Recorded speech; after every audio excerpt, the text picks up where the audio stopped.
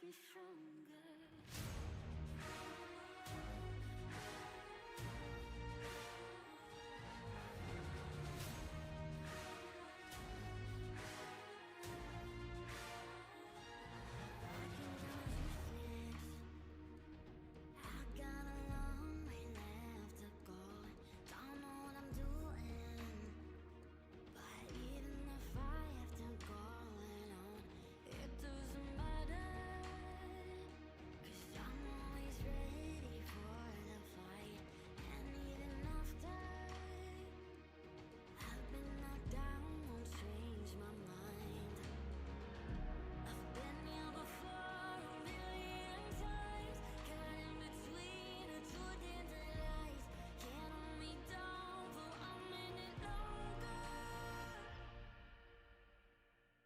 What doesn't kill me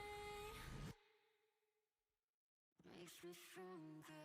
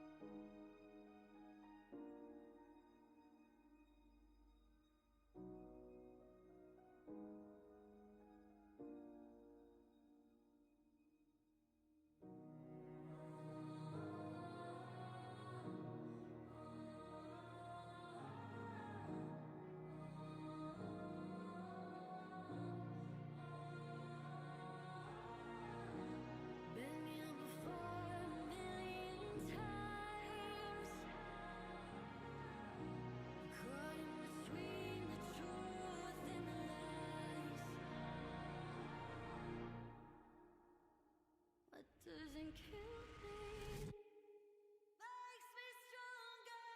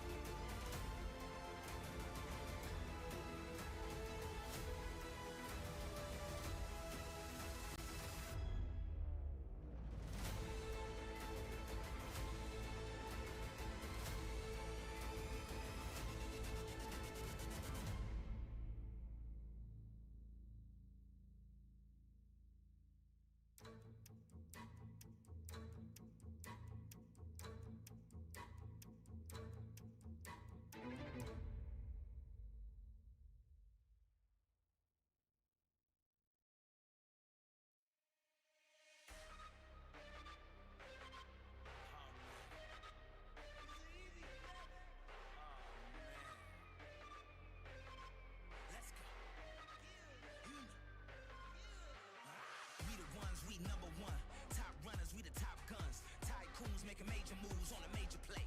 Major way, when I'm in my groove, I can't lose. When we let's go, you better move. I got a bone to pick, no point to prove. We too hard like a bodyguard.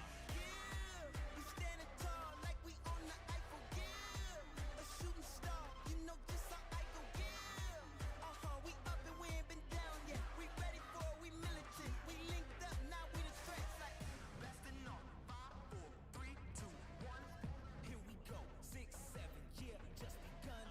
You don't wanna make me do it. You don't wanna make me do it. You don't wanna make me do it. Let's go. We up. Let's move. We now, not next. Oh no. Can't stop, won't stop. You know. Oh man, oh man, oh man, oh man, oh man, oh man.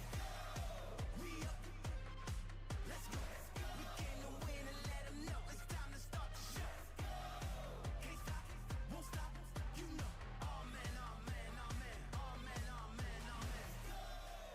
Yeah. I Bogart, then I do it large. Don't play yourself, I pull your card. Oh man, oh man, oh man. Gotta get it good, got a master plan. You know what it is, you know who I am. Top of the world, world in my hand. I'ma stand out, you will stand in. I refuse to lose, now you never win.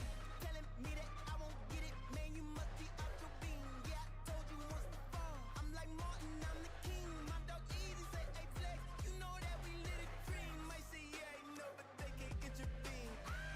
Blasting off, 5, 4, 3, 2, 1. Here we go, 6, 7, yeah, just begun. You don't wanna make me do it. You don't wanna make me do it. You don't wanna make me do it. No. You don't wanna make me lose it. We up,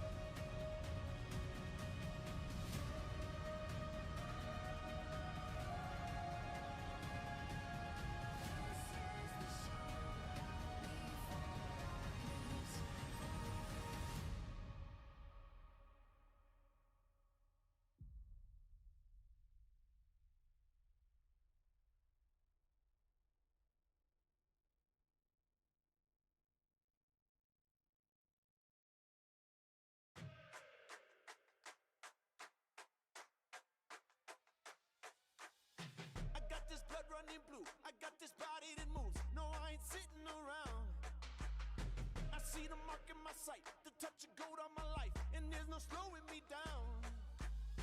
And I have only begun. Just wait until I am done. I always do it my way, and I don't care what they say. I always turn it up loud. I came, I saw, I conquered. Oh, I came, I saw. I came, I saw, I conquered. Oh, I came, I saw. I'm doing it. Ain't seen nothing, no, you ain't seen nothing, no, you ain't seen nothing yet. I'm doing it. Ain't seen nothing, no, you ain't seen nothing, no, you ain't seen nothing yet. I'm doing it.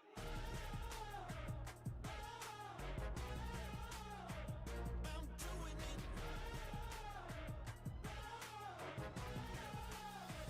I'm doing it.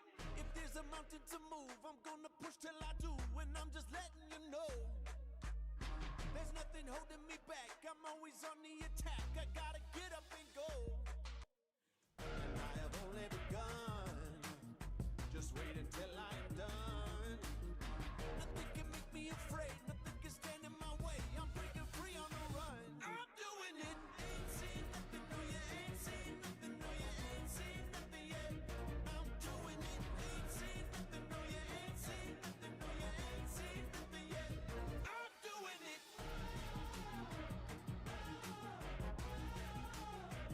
I'm doing it.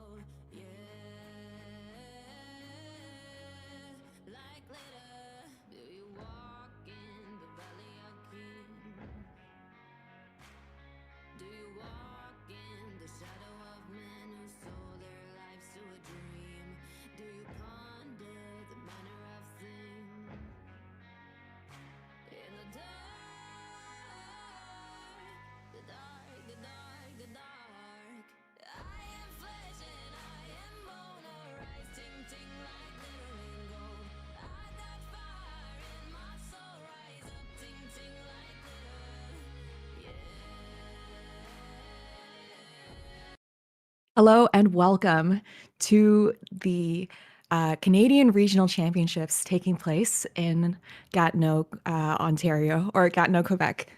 I am Caro, and I am here with my co-host Niall. Hello, good morning. How you doing? I am doing great. Thank you so much. I am so excited to be watching some fantastic standard play from our competitive Canadian Magic players.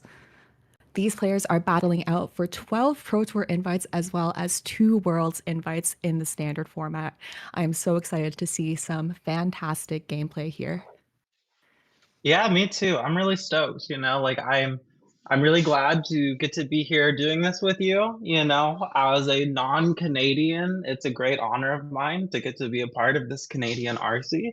And I know a lot of these players. We have a ton of really big names on the list and also a ton of competitors. And I love high stakes, high level magic. Absolutely, Niall. I truly think that Canadian Magic players are a force to be reckoned with. I think that there are some fantastic players here on some really, really creative decks. We got our deck list in, and there is some spicy brews over here that we're sure to be seeing today. We've got the metagame breakdown here for you. We see that we are at about 21% is it prowess, 13% is it elementals, as well as a sizable amount of Selesnya landfall, Mardu aggro, is it lessons, and Azorius tempo here on the left side. Any thoughts about this, Niall? I think it's a great time in Magic the Gathering to like the colors blue and the color red. We're seeing a lot of that across the meta here, in big chunks, sort of with prowess, elementals, lessons, but also, as part of some of these other, Jeskai 4-color decks. And as a person who does love blue and red, you love to see it. Absolutely, I feel you. Definitely an is it girly in my hearts. We have seen in recent competitions over the last few weekends increases in certain amounts of decks, like 4-color control, to try to combat some of these strategies flying around. But still, it's looking like is it is kind of the place to be for a lot of our competitors here today. Yeah, it definitely does look like that. We've got these landfall decks that we saw a lot of in the Pro Tour that are also taking up a big chunk of this meta. And then we've also got these, Mardu decks. We've got some pretty interesting, Blink decks, and a lot of decks that I'm really excited to take a look at. But I know you have been really sort of on top of this, and I know you've been, in the testing houses and really examining this. So, what are your thoughts on this meta game right now? For sure. It's still looking like Is It is kind of the big bad wolf of this format. There are a ton of prowess decks that are just kind of indomitable at counting to 20 and dealing damage to your opponents in very, very effective ways. There are, of course, different builds of this. Some decks playing the horsey pony variants, some of them playing Eddie Mert crab variants, a ton of great ways to build these cool prowess decks. But one deck that I'm personally going to be looking out for are these Mardu aggro slash discard based decks, often playing cards like Moonshadow or Cool But Rude. I think that they make for really exciting gameplay, and I think that they provide a very cool, proactive, as well as fairly resilient and aggressive strategy that looks to get on the board and stay there. So that is going to be a deck that I'm personally excited to see in action. Yeah, that's a really, really interesting and exciting deck. I mean, with Cool but Rude, such a simple but powerful little enchantment to have there, and then so many different tools to just instantly discard and start, bolting your opponents. It's very, very powerful. I'm really excited for it.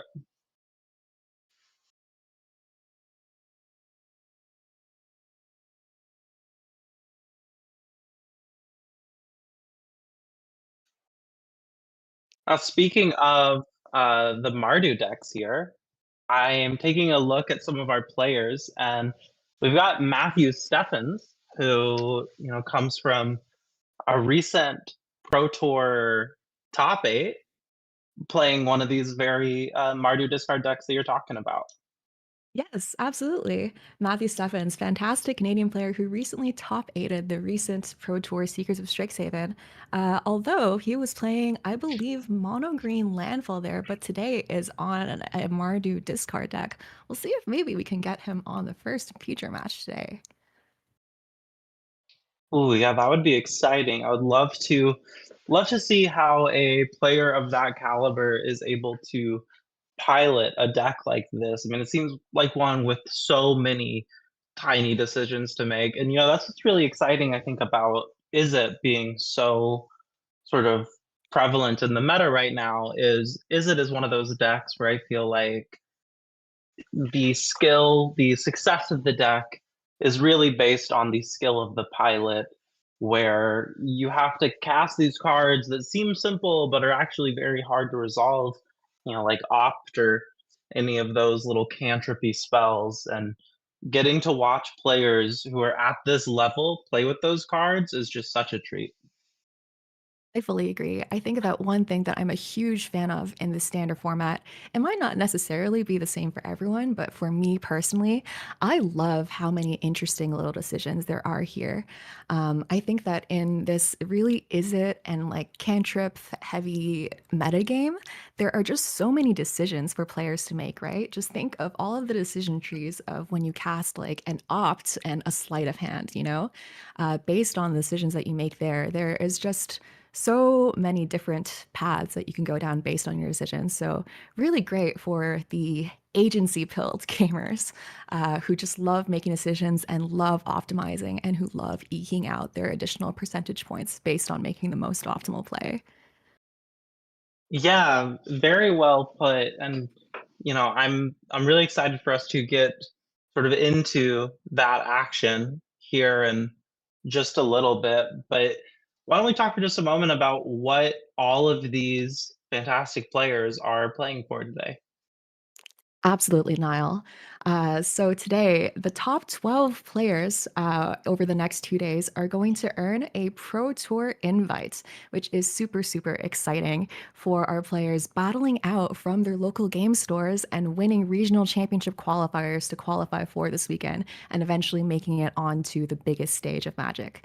In addition, the top two players will also earn a world invite.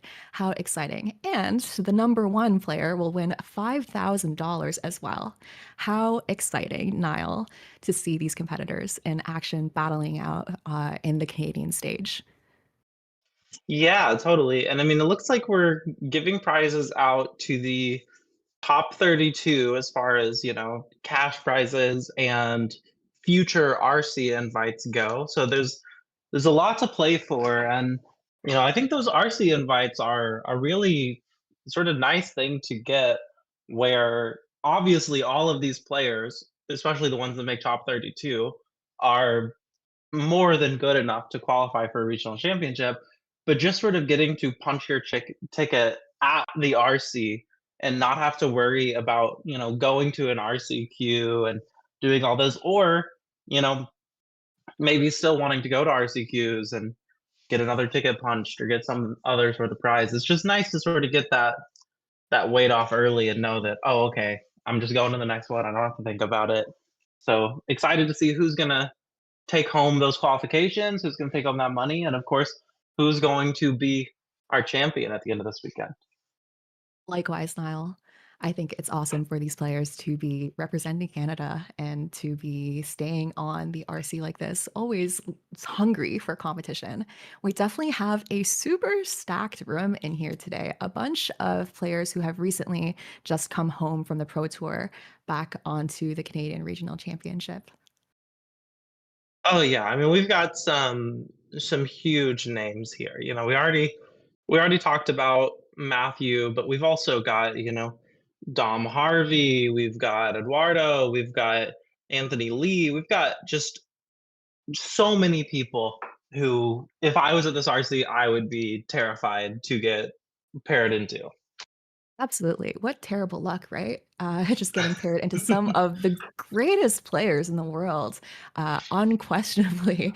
And round one of an RC, you gotta feel bad for them. But I think the awesome thing about competitions like this is that genuinely anyone has a chance to bring home the bacon as long as you've picked the right deck and you feel like you're playing your best Magic. One player that I do want to shout out as someone to look out for is Liam Kane, who recently placed 10th place at Pro Tour Secrets of Strixhaven and was also the player who placed the highest playing the Is It Prowess deck. One of the people who literally wrote the book on it. Just a fantastic player and someone to be looking out for today, although he will not be playing Prowess at this Ooh. competition. Uh, Do we know what he's gonna be playing instead? I believe he is actually on Azorius Flyers featuring Okay, Momo. Yeah, that's exciting. Yeah, I can't wait to see that. me Well, too. you say that it's what bad luck to pair into those people, and you're certainly right from a sense of it's probably not great for your tournament results. But I come from a part of the U.S., Denver, Colorado, and Mhm. Denver is just disproportionately filled with magic killers. I mean, you've got Sam Pardee, you've got Matt Nass, you've got Corey Burkhart, you've got all these people. And I can tell you from experience of going into RCQs and getting queued into these people that you're always like, well, I'm not winning this round, but it is going to be extremely fun and cool to get to play with these people. For sure. Just an absolute treat, the people that you might find across the table from yourself at one of these tournaments. And hey, even if you lose, but you win a bunch of other games later today, it probably means that your breakers are going to be pretty good if you're playing against one of these killers in round one of a Yeah, tournament. absolutely. Absolutely. Well, it Are looks there any like we've decks? got Yeah. our pairings for round one. And I think we know who our feature match is going to be. And it looks like you were right. We are going to have Matthew Steffens on Mardu discard here. It looks like going to be up against Isaac Fox on Demir Excruciator. Now, this is a deck that this is a deck after my own heart, let me tell you. I love Deceit. I love Excruciator. I love Superior Spider-Man. And, we've got the interesting new Ancestral Recall creature. Just a lot going on in this deck that I personally love. And it's, really interested to see sort of how it pairs into this Mardu discard build. Absolutely. I love to see me when I lie. But certainly, I think that Emeritus of Ideation has added a lot of juice to these decks. Even though it is a 5 mana creature, you can cheat it out for slightly less with Superior Spider Man, which is definitely kind of the heart of these Excruciator slash demon based decks. So I'm really looking forward to this matchup, Nile. Two decks that, didn't necessarily make or break the headlines of the recent Pro Tour, but certainly I'm excited to see how these decks play against each other. Are there any cards that you're going to be interested to be looking at in this matchup? Do you think that are necessarily good or bad in this matchup, Niall? Yeah, it's interesting because of the Superior Spider-Man that we were just talking about into the Mardu discard, which is a deck that is going to end up also putting a lot of creatures into their own discard, which are also perfectly viable Superior Spider-Man targets. So I'm wondering if we're going to see any sort of interesting Spider-Man pickups from that. I think some of the most interesting parts of the Demir decks that run Spider-Man are when Spider-Man ends up being, like a Gran or like something that you don't normally expect it to be. So I'm really interested to see sort of how that dynamic plays out. Absolutely. I think one of the really cool things about playing Superior Spider-Man decks is how much flexibility it kind of offers you. Since you're trying to like self-mill and you have all of these discard options in, for example, Bitter Triumph or Winter Night Stories, just ways to fill your graveyard, it kind of makes Superior Spider-Man a toolbox, right? Kind of turns your graveyard into a second hand where you could have it enter as anything in your graveyard to fit the situation. There's that, for example, 3/1 creature from Edge of Eternities. If you need graveyard hate, that's often played as a sideboard card. Having a Superior Spider Man enter as that in a pinch can kind of make or break a game sometimes. Yeah, absolutely. And then also just, you know, I feel like this is one of those games that can become quite different post-board than it is pre-board. I'm not sure how much people are sort of pre-tacked against these discard decks. Oh, but it looks like our players are getting ready at the table here. How exciting. Looks like we're going to be kicking off round one of the regional championship here in Ottawa with Matthew Steffens on the left on Martyr Discard and Isaac Fox on the right on Excruciator.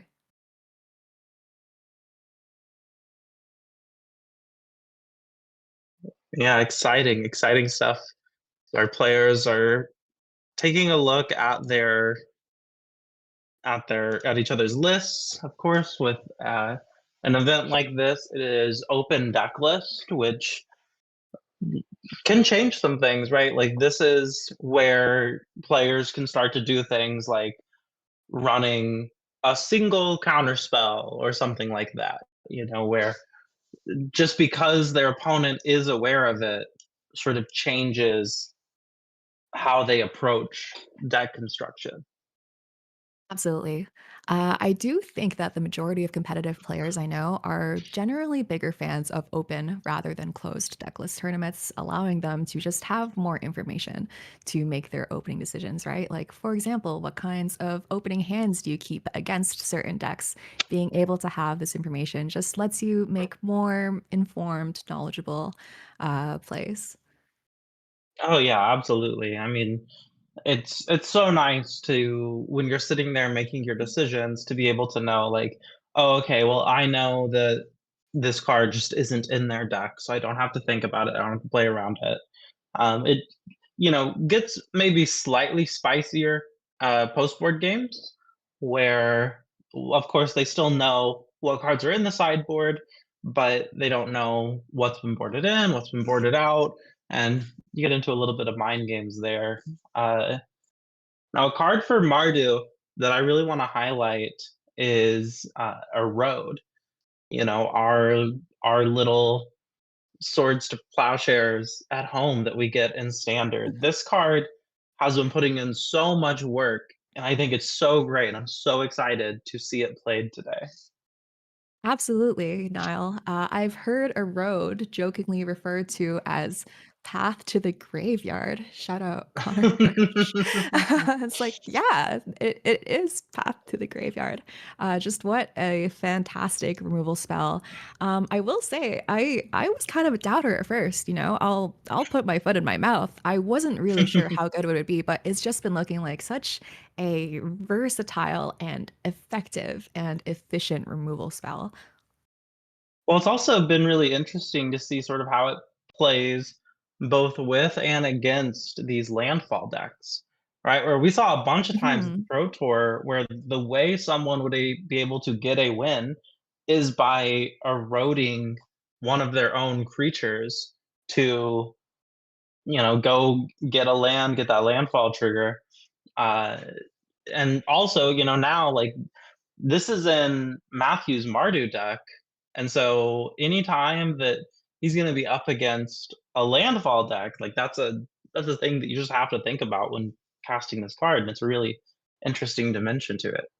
Absolutely. Yeah, I love the way that interaction works in those landfall decks. If you erode your own Earthbent land, then that means that you get two landfall triggers. How cool. Another card that I'm super excited to see in the Mardu deck is Practice Offense. It looks like Matthew is running 4 copies of this card, recent addition to this deck from Secrets of Strixhaven, a 3 mana sorcery in white, putting a 1/1 counter on each creature target player controls, and then target creature gains double strike or lifelink until end of turn with flashback for only 1 and a white. Super awesome Yeah, card, just pumping your entire board as well as giving a relevant keyword. yeah, really, really powerful card. Looks like we're having some mulligans here. Um, Now I noticed after Isaac's mulligan, he took a look at the top 2 cards, and this is a personal philosophical thing that I must ask you. When you mulligan, do you look at the next couple cards? I will die on this hill, Niall. I always look. I Oh, I am never look. I am a perceiver, like you stare into the abyss and the abyss stares Uh-huh. back at you. I need to look. I need to know the horrors of the universe or I will not be able to sleep at night. I can't live with myself not looking, but it sounds like you are not a top deck perceiver. No, I am not a perceiver at all. I've made my decision, the decision is made.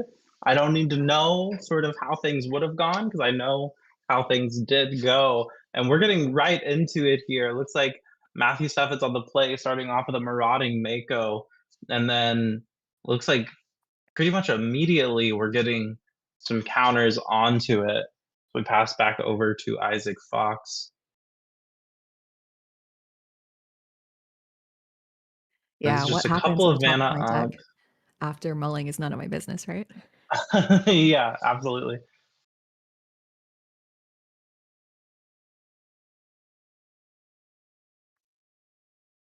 All right, it looks like a bitter triumph maybe was what that was, taking out one of these creatures for That was a hardened academic, looks like. yes.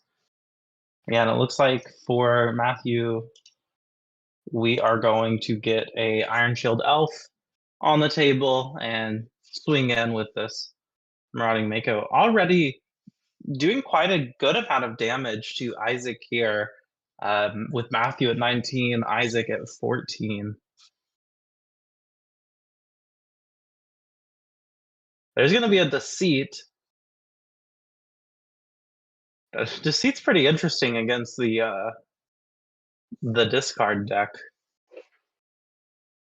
For sure, Looks like we're yeah. going to be bouncing the Marauding Mako. It's a good way to reset its counters, reduce some damage from it for a little bit. Yeah, I think if you're Matthew in this situation, you definitely feel like you're the beatdown. Oh yeah, I mean, to me, it feels like the longer this game goes, the better it's going to be for Isaac on this Excruciator deck. I You know, fully we saw over and over in the Pro Tour that Excruciator won, that just if it got to the point where we were playing Excruciator, we were getting to those last 6 cards, it was really hard to come back from that. So I think you're definitely right that Matthew is feeling a bit of a clock here as we're going to see a Tersa Light Shatter as the play for his turn. And already taking Isaac down to 6? Wow, yeah, just a 3/3 haster. I love Tersa Light Shatter. Just, 3/3 haste for 3 is a pretty solid rate, and it looks like Tersa's triggered ability is already triggering because Matthew has a bunch of cards in his graveyard already, meaning that he exiles a card at random and also being able to play that card this turn. So just a fantastic card for this discard deck, immediately punching in for a bunch of damage as well as acting as additional card advantage the longer or the more turns rather that Tersa gets to attack in a row. Isaac is already down to 6, so he's probably feeling the pressure right now. He's probably sweating, looking for an answer here for this Tersa and for the beatdown. Yeah, I mean this is happening so fast. And it looks like we are playing a what was this, a stock up? Yeah, Half must down the be. aisle. Yeah, can't really tell by the art, but sort of just judging by the cards that Yes, it looks like the he's new stock up manipulating. from the new Strixhaven Mystical Archive. Just a gorgeous treatment. Love that bonus Yeah. sheet. Now, stock up, just a really interesting card in the Excruciator deck because of the fact that it says to put the cards back on the bottom of your library in any order, and it lets these Excruciator players sort of set up for when they get to the bottom 6 of their library. Absolutely, yeah. For these heavy or for these strategically inclined excruciator players, it's definitely possible to stack the bottom of your deck in such a way that once you resolve that excruciator enters the battlefield effect, you know exactly what the bottom 6 cards of your library are and in what order, theoretically. Yep, as we're gonna get in with another Terza hit, we're just going to hit the Requiting Hex on the ability, and it looks like we're going to play out a Moon Shadow here. But it's It's going to not get looking good for hexed Isaac by here. Isaac. Yeah, Isaac needs to deal with this Terza and also have some answers ready for any number of things Matthew could drop to close this game out. It's like we are Absolutely. seeing a Spider-Man in hand. And is that a Winter Night Stories? I'm not sure what the third card is. It looks like another stock up. Not Yeah. really the hand that you wanna have right now. No, yeah. Although Isaac did just resolve that stock up looking at the top 5 for an answer to this lethal Tersa on board, it looks like he might not be sure if he has it in hand, but it looks like he's casting a Superior Spider-Man now. Yeah, I'm wondering if this is hitting the hardened academic. Yeah, it looks like it is. So this is nice, right? We have a now 4/4 flying haste where we can discard a card of instant speed to gain lifelink till end of turn. Yeah, what a nice So heads-up play from Isaac, being able to swing in and buffer his own life total, gaining more life than the Tersa is theoretically dealing each turn. yeah, so Discarding this the will Winter bring Stories. Isaac up to 7. And, the other part of that text, also relevant for Isaac, who discarded a Winter Night Stories to this effect. So we could definitely have cards leaving the graveyard. Ooh, but it's gonna get hexed down.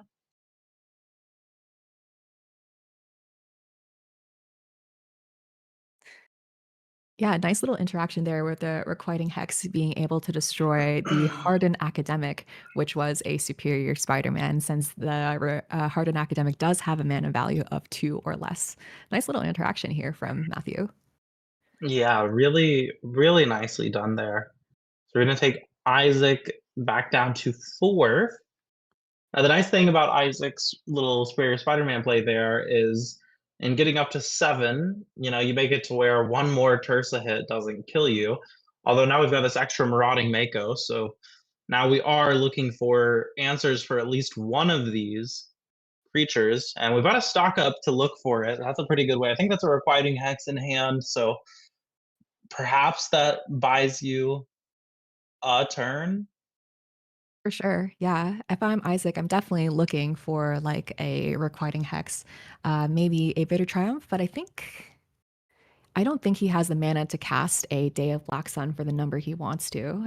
If he does find that in the top, just a nice little board wipe. Yeah, so it looks like it is going to be the Requiting Hex, and looks like picking up another stock up as well to sort of buy another turn next turn. Uh, and this will likely get Isaac that one extra turn that he's looking for. Although it looks like we are playing a Carnage, which do we have a haste creature? No, it doesn't look like it. Yeah, it looks like that was a nice little thing as well from the Superior Spider-Man, also exiling the Hardened Academic, which is a creature with haste. The Requiting Hex is going to come out now with Isaac being brought down to 1. Yeah, now Isaac really does not have much in the way of options, right? We have a stock up in hand. which, the big problem there is we've only got access to 6 mana at the moment. Definitely. If there's a card to get you out of the situation, it's probably something like Stock Up, and nice, really efficient 2 for 1. I like to call it dig through time at home. Yeah, it looks like Oil Deep Gearhulk is the other card, and that does help, um, except again, this is one of those sort of awkward interactions where, we have the discard deck discard. Yeah, for sure. Gotta be a little bit awkward there. The Oil Deep Gear Hulk, though, is nice in that it has lifelink, but like many creatures, it suffers from dies to removal, you know? So if Matthew has any removal here, it's not gonna be looking great for Isaac. Yeah, well, it looks like it's gonna be practice offense played twice here, and that seems difficult for Isaac to get around, We've pumped all of our creatures. We, presumably are giving a couple of them uh, double strike, and this like four four life link just doesn't seem like enough anymore. Absolutely. Carnage does have trample as well, so it looks like the players are picking up their cards. I believe that was just lethal with Carnage having trample and double strike. Very nice game one going to Matthew Steffens. Yeah, extremely well played, well navigated with this Mardu discard deck. Now, as our players go into sideboarding, do you have any thoughts on sort of the boards that they've brought with them, how they might be preparing for this matchup, or anything like that? Yeah, that's a great question, Niall. I imagine for Isaac, he's probably going to be wanting to take out some of these discard spells. So maybe something, I don't know, like a duress or something like that, right? Like Mhm. Matthew just has ways to discard cards and benefits from having cards in the graveyard. So I don't think it is necessarily optimal for this Excruciator deck to be helping your opponent with that kind of game plan when often they kind of want to be hellbent, anyways. Yeah, absolutely. Yeah, I wonder if Isaac really is looking to optimize for cards that let him stay in the game longer.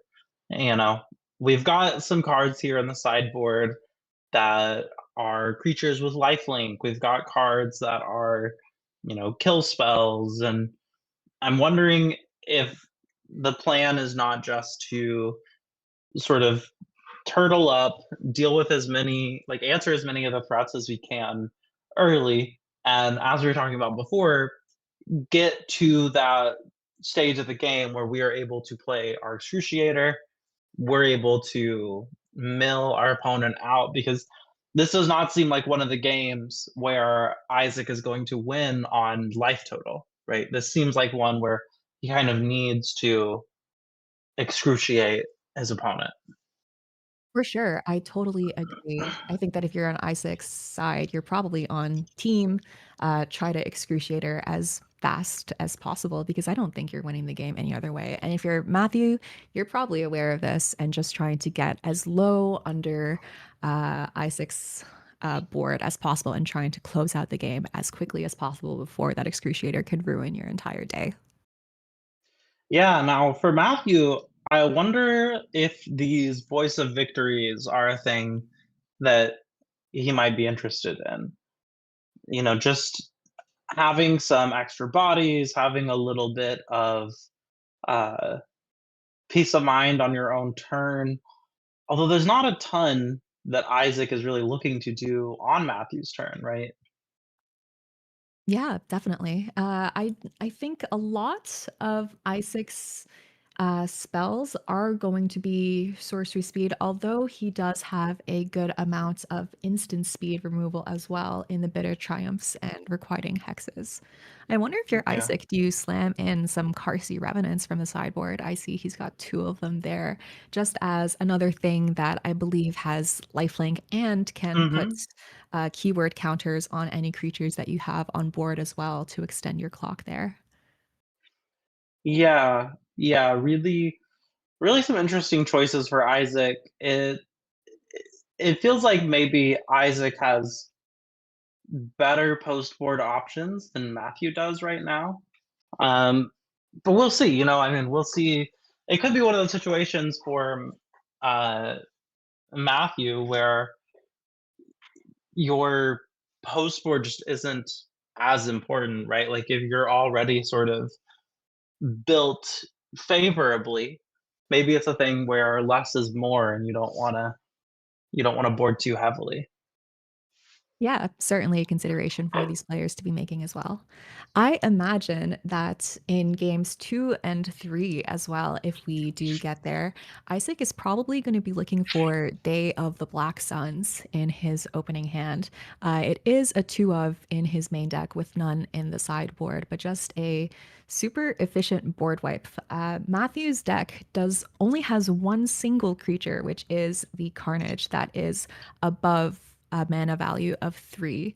So for just 5 mana, Isaac can have all creatures lose all keywords for the turn, or all creatures with mana value 3 or less lose all keywords until end of turn, and then destroy all of them. So just a fantastic sweeper.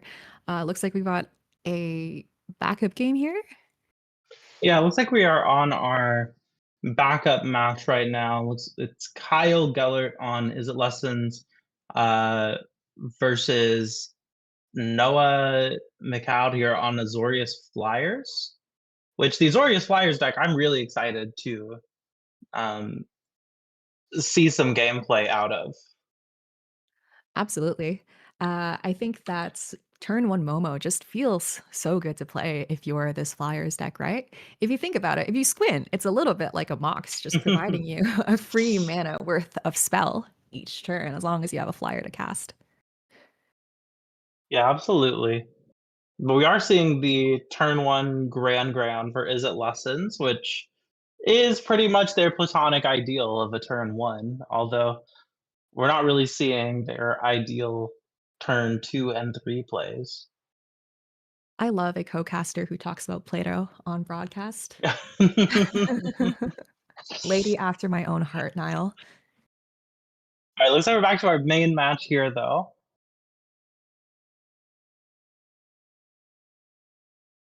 Yeah, it looks like we're about 2 turns in, and Matthew has cast a Cool but Rude.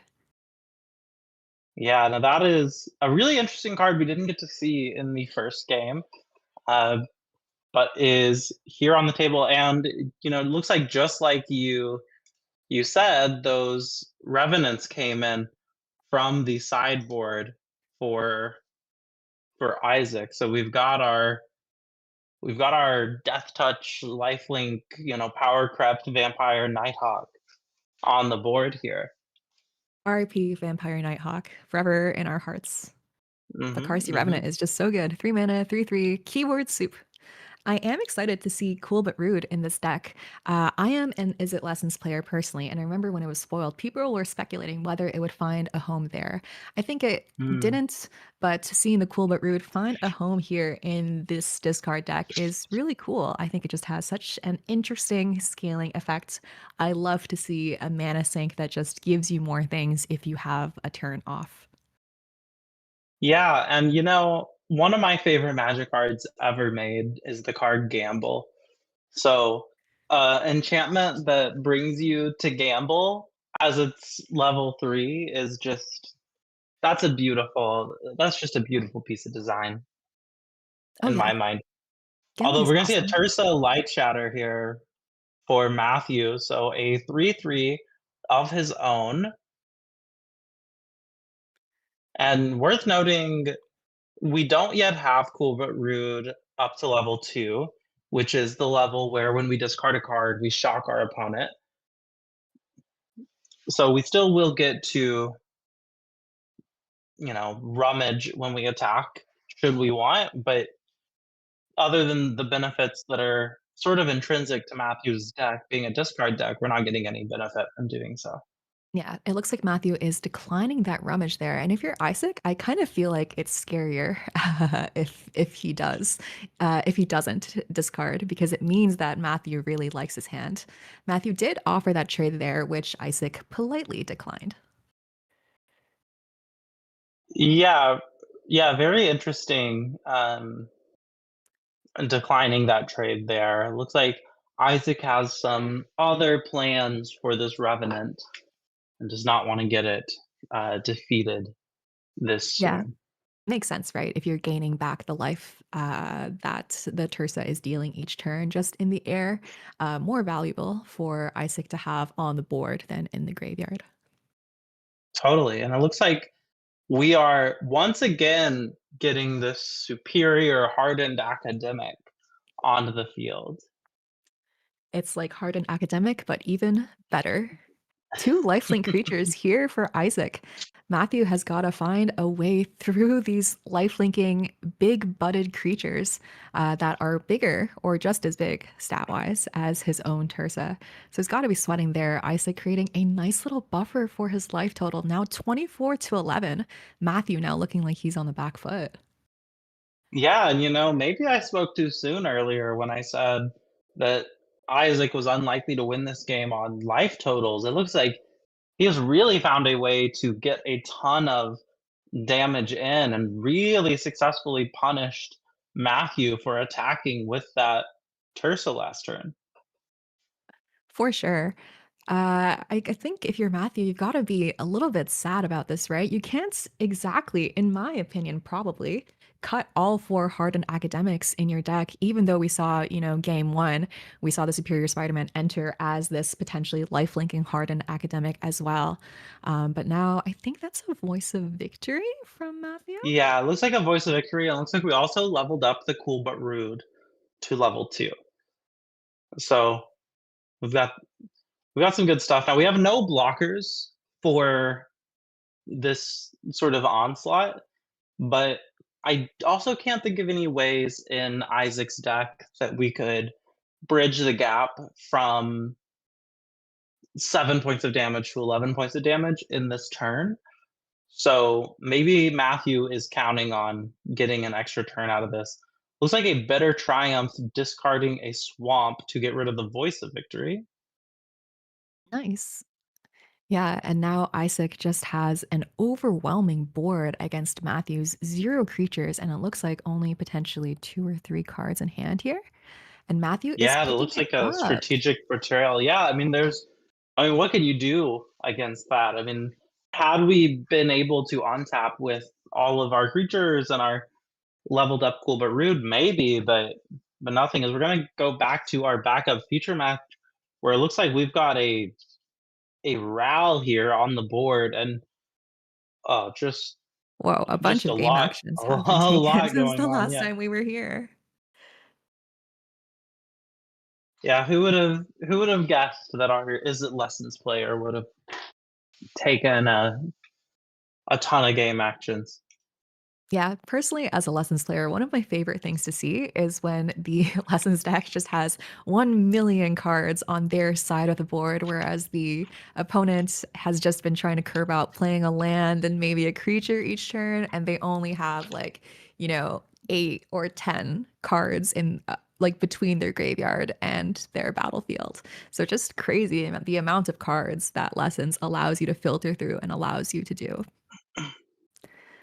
Yeah, as we're seeing sort of the Is It Lessons solitaire game happening at the moment, and I mean, it looks pretty devastating for Noah, but Noah seems very calm, cool, and collected, so Yeah, I wonder if we maybe could it's get the not so life bad. totals up here to see how far away from the end of this game we are, but it looks like Kyle does have this RAL at 6 loyalty, being able to, at the very minimum, generate an otter with prowess each turn by upticking. So just a bunch of inevitability over here. Whereas on Noah's side, it looks like the only answer that he has in the deck list to a RAL would be either creatures on the board, of which he has currently none, or a 2 of a road. Yeah, that's definitely tough. Looks like we are playing a practiced offense from the graveyard.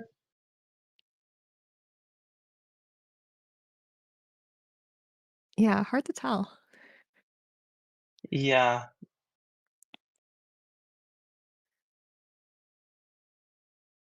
I'm not sure exactly what went down there. It looks like that's a 2/3 flying lifelink token, I believe probably created off of a Sage of the Skies trigger. So maybe that was just to get a spell cast to create a copy of it with Hmm. the yeah, with the Yeah, Sage of the Skies afterwards, but it looks like they are picking it up. yeah, looks like the answers were found. Now, as a lessons player, what do you think about these two main deck rows? It's an interesting one for sure. It's a bit of a spicy meatball, actually. It looks like Kyle's list is running the iteration with 0 monuments to endurance. So when I first started playing Lessons, I played the build with 3 monuments and 1 RAL. Personally, I'm a much bigger fan of the monuments as the win condition over a Mhm. RAL win condition, just because I think the monuments are much more consistent, they're cheaper, and artifacts I find are a little bit harder to interact with than planeswalkers, just being having creatures being able to attack the planeswalker. But looks like we're back with Matthew and Isaac. Yeah, and it looks like for Matthew, we've got this turn one marauding Mako, and then into a cool but rude, it seems, which, even not leveled up is quite nice with the Mako, where we get that rummage trigger on attack, and that grows our creature, and looks like we rummaged away a second cool but rude. Yeah, I've never piloted this Mardu discard deck, but I gotta imagine that's one of the best 1-2 curve outs that you can ask for, right? Although the Mako has been answered by Isaac pretty immediately on turn 2. Yeah, and it looks like we're turn three just going to level up the cool but rude and play a tap land. Just really setting up our engine for the future, but it's got to feel scary, sort of not having anything really on board ready to go and giving Isaac really any amount of time to build and set up. Yeah. There's going to be Personally, another I Mako down for Matthew. Personally, I like the cool but rude investment into leveling it up to level 2 on turn 3 there for Matthew. I think that it's probably really difficult for Isaac to interact with the cool but rude. Historically, black and blue don't get the most ways to interact with enchantments on board. I'm not sure if Isaac has any answers to an enchantment that has already been resolved in his entire deck. Yeah, I'm not sure either, but we are going to see this turn 4 Gear Hulk get dropped for Isaac here. Uh, and it looks like we are having him discard a strategic betrayal. Yeah. And unfortunately, I believe that does bolt Isaac because of the leveled up cool but root. So that investment already kind of paying dividends for Matthew. Yeah, absolutely. Now we've got this Ward 1 lifelinker that we sort of desperately need to deal with. Yeah, Isaac is just going to be able to swing in for 4 with lifelink each turn. I think lifelink is has got to be one of the most powerful keywords that you regularly see printed on creatures in Magic in 2026, right? Just swinging the life totals by double the amount of the creature's power every turn because you're gaining life as well is just so powerful. Yeah, I mean, a lot of these evergreen keywords, lifelink, flying, trample, they're all quite strong. So we're just gonna shoot the sheriff, come down and take care of that Iron Shield elf, and it really just feels like for Matthew, the door is closing. It looks like we're just saying draw go. Yeah, Matthew did have the option to discard the last remaining, I believe, card in his hand to make that Iron Shield Elf indestructible until end of turn, but seems like he just needed the card, right? He just needs to find an answer to this Gear Hug on board for Isaac. Yeah, I mean, I wonder if we'll see Matthew get desperate enough to, level up Cool but Rude and take like a 1 in 3 gamble or something on, or a 50-50 gamble on getting a card he needs. But it looks like there's going to be in a road that we've got plenty of mana to cast the ward cost. So we're just going to get hit by this creature land, which will still deal a good bit of damage, but isn't doing that sort of lifelink double life total swing like what you were just talking about. Yeah, definitely. I mean, just every single point of damage matters, right? So good on Isaac for remembering his options and still getting in for that one damage because one damage does matter more than one might imagine. Yeah, really, really good plays here. As we're going to be back over to Matthew, and we really need to see him develop something. Looks like we are going for the 50-50 gamble. Absolutely love to see it. If I'm You Matthew now, I wonder what he tutors for. I imagine probably just removal spells or maybe a proactive creature. Now that Isaac has no creatures on board besides the creature land. Yeah, looks like we are shuffling the hand up a bit, and we're gonna roll a die to see which card randomly gets discarded. And it's a Carnage. Oh, what a great card to get to discard. That must have. Do you think that's what it must have been? It looks like he had a land in hand. Yeah, Otherwise, so really, he made it not a gamble really at all, right? Like either you discard the Carnage and you get to play it, or you know, don't, and then next turn you get to play it. Like, yeah. what a great pickup there. Gamble with mayhem has got to be one of the cooler interactions for someone who has bad luck, right? If you always hit the card that you tutored for off of gamble, then just make it a card that becomes cheaper to cast when you discard it. It's love to see that, but it looks like Isaac has cast a Day of the Black Sun to wipe Matthew's board once again. Yeah, but huge pickup for Matthew here. Case of the Crimson Pulse. This is a card from the sideboard, and I wasn't sure if it was going to get brought in or not, but this is, I mean, just exactly what Matthew needed.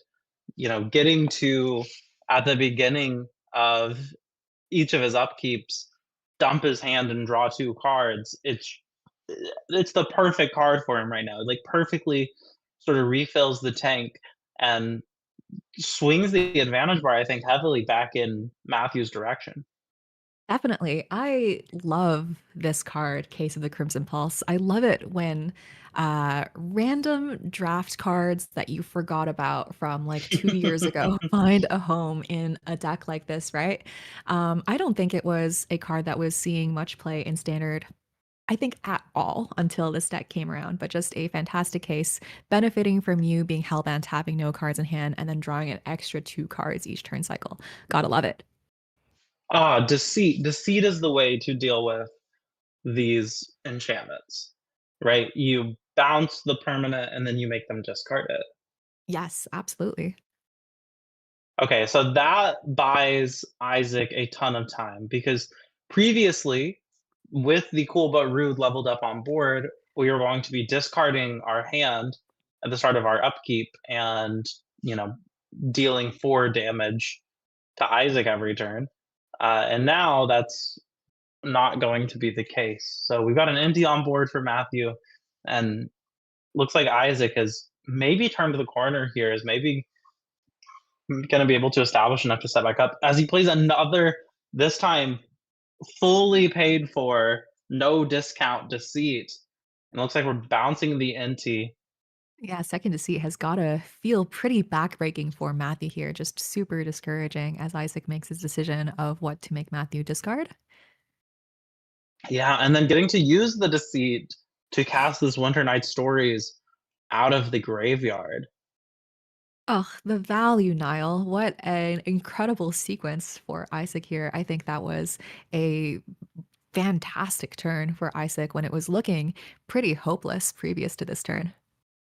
Yeah, and I mean, Matthew now just it seems like the door is closed. I mean, bouncing that Inti really messes up Matthew's plans because if Inti was still on board, we could maybe, pump it and give it double strike and lifelink and stabilize and turn the corner. But now we have to deal with the deceit. We have to deal with the superior deceit. We have to deal with the creature land on board. And we have to deal with anything that is in Isaac's hand after all of this card draw. And with 6 life for Matthew to Isaac's 11, this Absolutely. just feels like game unless Matthew's holding, you know, another a road or something. Yeah, I And loved the that is play. gonna be game. Fantastic Congratulations, there. Isaac Fox, for taking down our round one with Demir Excruciator over this Mardu discard. Yeah, what fantastic, masterful play from Isaac there. I loved the play at the end of bouncing the Inti, but not making Matthew discard that because it just reset the clock on it, right? Because of that extra turn, Matthew had to replay Inti and to just hope to use it as a chump blocker rather than using it proactively. So just a fantastic sequence there for Isaac and a well-deserved win. Yeah, I mean, extremely well played by both players. It was really cool to get to see Matthew pilot that Mario discard deck so well. And I mean, what an incredible match. That last game, really just seeing both players sort of take control and over of the game and, finally shake out with Isaac winning as we go back to our backup feature here. And wouldn't you know it, is it Lessons? Playing another Ral and a Grand. Oh, I've seen it all before. Yeah, I think I've seen this film before. With Kyle over here playing the room. I forget the name of this one, but I believe he is playing it on the side that deals damage to a creature equal to the number of cards in hand. Yeah, that would be Roaring Furnace Yes, and thank you so Steaming much. Sauna. Mhm. Boomerang basics Oh, on the Roaring Furnace there to recur that, as well as putting another counter on the Ral, now up to 7 counters. Replaying it again to take care of another token. yeah, now, do we think these are 1/1 white human soldiers from Cosmogran Zenith? I think so. I don't think there's anything else in here that Seems to makes make the most tokens. sense. It looks like they are going to pack that up, and I'm assuming that is a win for our Is It Lessons player. Yeah. I gotta imagine that the player who had 1 million permanents and cards on their side of the battlefield was the one that won that game. Nice little I think that's a heuristic for I think spectators it's a out there. safe assumption and, great heuristic to take with you for anyone getting into competitive Magic is the player with 1,000,000 permanents is probably in the lead. The more you know. Yeah, looks like we are deboarding now, but I think those are all of the matches we have for round 1 at the moment, but, uh, what do you think of the Magic we've seen so far? I think that we have seen some great and exciting matches so far today, Niall. I've really enjoyed the two matchups that we've had on camera so far. I really liked that game between Isaac and Matthew, especially. I think that those were two players playing some really good Magic with decks that they're clearly very familiar with.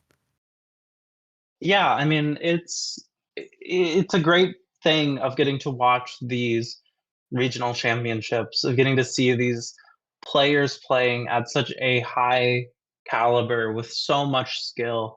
It's so exciting and rewarding, and we are just at the tip of the iceberg, really. As the rounds progress and we get into the even tighter and tighter games. It only gets better from here. So we're going to have more Magic to bring you all day long. There's so much more to be played. So don't go anywhere. But I think we are going to be taking a little break while we wait for this round to wrap up.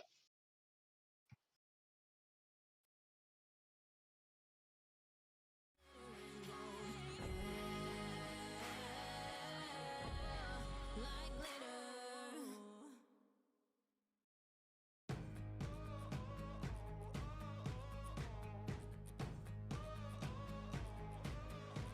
This day is gonna be the greatest memory, making history.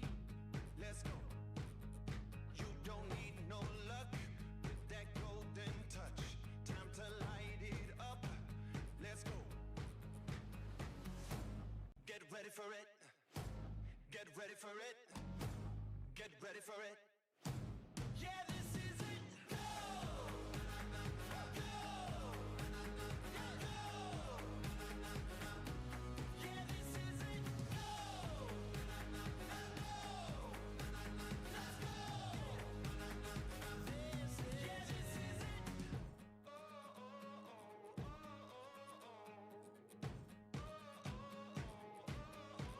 Yeah, it's about to break. Got what it's gonna take. Go ahead and on that stage.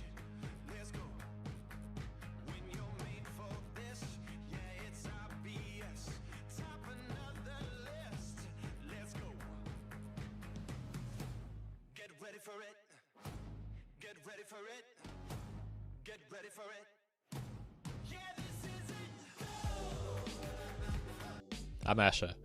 I finished 11th place at the Vancouver RC, making a comeback from starting 0-2 into going 10-3-1, and I played Prowess. Izzet Prowess is kind of an aggro mid-range hybrid. Sometimes you have explosive draws where you get Slickshot Show Off in play, and cast a lot of spells to get a lot of early damage. But this deck is uniquely powerful because it is very resilient and has a strong card advantage engine in the form of Storm Chaser's talent. Talent serves as both an early threat and a mid to late game inevitability when you're able to loop level 2 of the talent with Boomerang Basics, or threaten lethal by returning Burst Lightning. Finally, the deck has very good access to Silver Bullets and sideboard cards because you play many cantrips and cards like Stock Up, so you can see a large portion of your deck every game if you want to. I chose Prowess because at the time it was relatively under the radar, contrary to its dominant presence in the current standard format. At the time, the format was seeing a resurgence of green decks, notably Landfall, but Prowess also has a good matchup into the Cub decks. The combination of fast damage with Slickshot Show-Off and evasive damage with Elusive Otter plus Wild Ride made it very hard for the uninteractive green decks to compete. On the flip side, interactive decks like Lessons and Doomsday also had a hard time because you have access to so much card advantage through Storm Chaser's talent, Stock Up, and sideboard threats like Ral. I would choose Lorehold, because I think those guys have a lot of aura. Like, imagine you pull up to a duel, and your opponent's like, yeah, I've seen this one before, because they've studied so much history that they're just ready for anything. Also, have you seen Quintorius? That guy's so cool. A world that's built on shattered glass, cold beneath the smoke. The skyline breaks in shades of gray, a truth you're trying so hard not to say. Signals cut through the haze, static under my skin, holding me within. Shadows shifting in ways that I cannot outrun.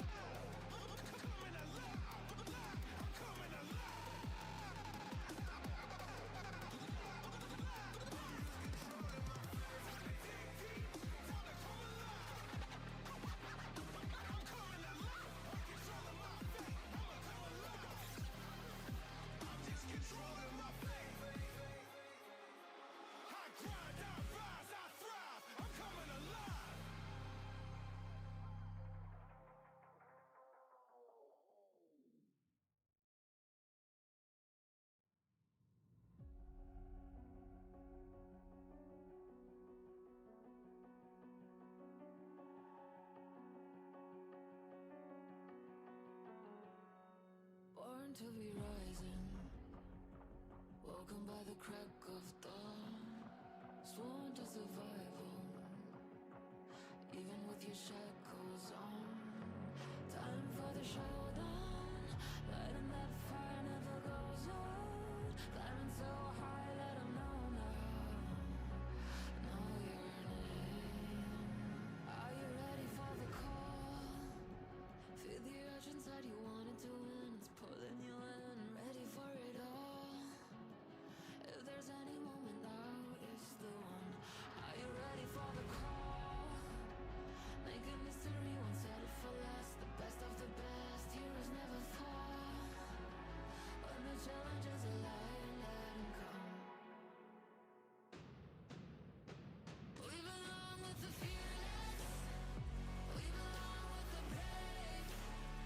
When the whole world hears us, let 'em know our name. This is our legacy, this is our destiny. There is no stopping the champions. We will rise, we will rise, we will rise. Today we turn the tide. Break the gates, break the door down. Whatever's in the way is getting torn down. Then I pit the other side beyond your short stops. If you ain't know it then you should know it now. One tap, one tap, one tap, one dub. My team doing nothing to fear that's covered. Guess I gotta study all the pressure we apply. Come take a dive in the tides I'm under. Come check the rise to refine my hunger. Here's a little wave on your way down. Everything we try to other mile was apply, my brother. Our time's coming any day now. No winner if it ain't us. Better pay up in the battle our own. How do I ever show them any fear, but it's still clear. I don't taste the water with the winners all dope. Nah, I couldn't relate to that with my faith. Even if the height's too tall, all those who ain't with me send away. But tell me, Are you ready for the call? Feel the urge inside, you wanted to win, it's pulling you in, ready for it all. If there's any moment, now is the one. Are you ready for the call? Making history, won't settle for less. The best of the best, heroes never fall. When the challenges are lying, let 'em come. We belong with the fearless, we belong with the brave. When the whole world hears us, let 'em know our name. This is our legacy, this is our destiny. There is no stopping the champions. We will rise, we will rise, we will rise. Today we turn the tide.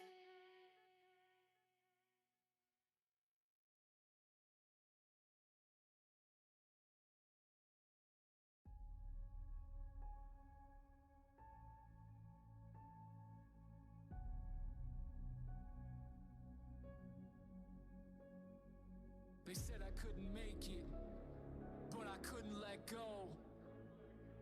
The dream inside is all I've ever known. Run till I gotta walk, crawl till I hit a wall. Never see me fall, I'ma get it all. Climb till my feet are up, push till I see the top. I won't ever stop, never see me drop. I was born to be a legend, and I will not surrender.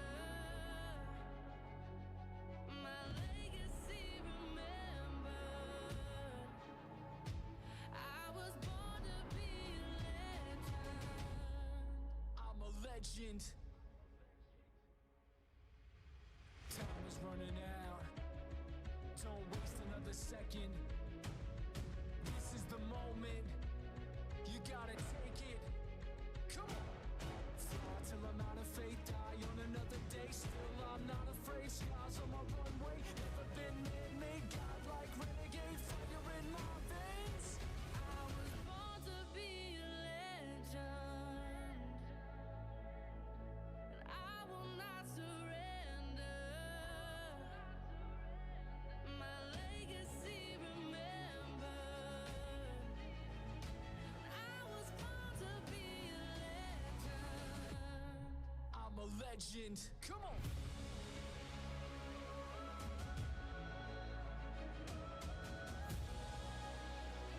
I was born to be a legend. Come on.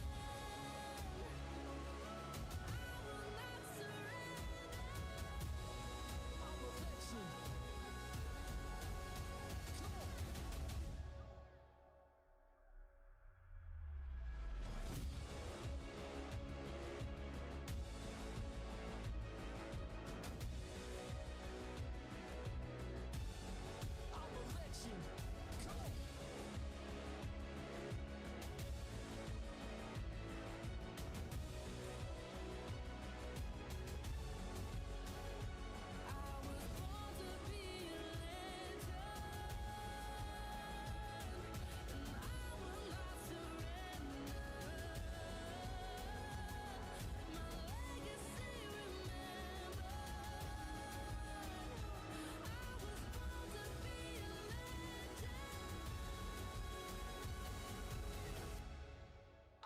legend. I was born to be a legend.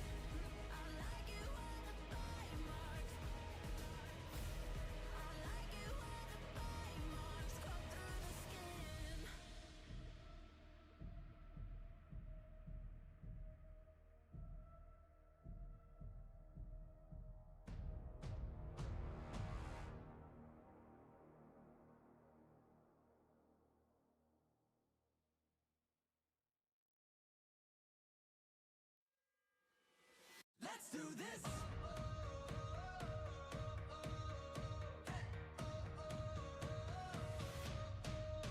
you ready for a comeback?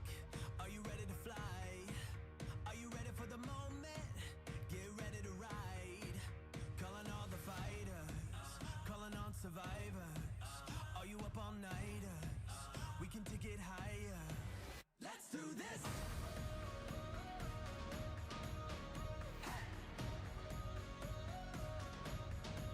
Let's do this.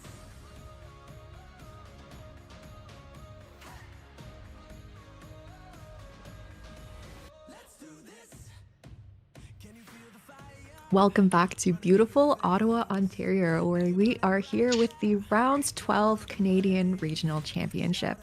I am Carolyn Wang, and I am here with my co-caster in the booth, Niall Joan Rivers.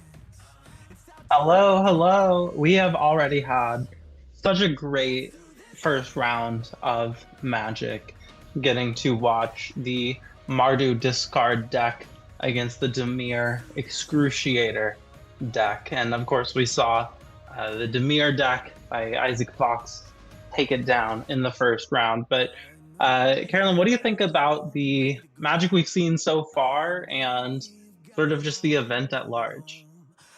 Absolutely. I think that there is just so much talent in this room today, Niall.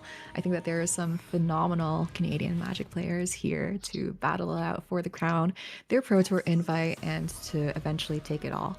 But here we have our feature match starting up for round two. We have got Anthony Lee, team captain of Cosmos Heavy Play, on Is It Prowess, a little bit of a spicy build, more on that one later, against Philip Hurst on 4-color control.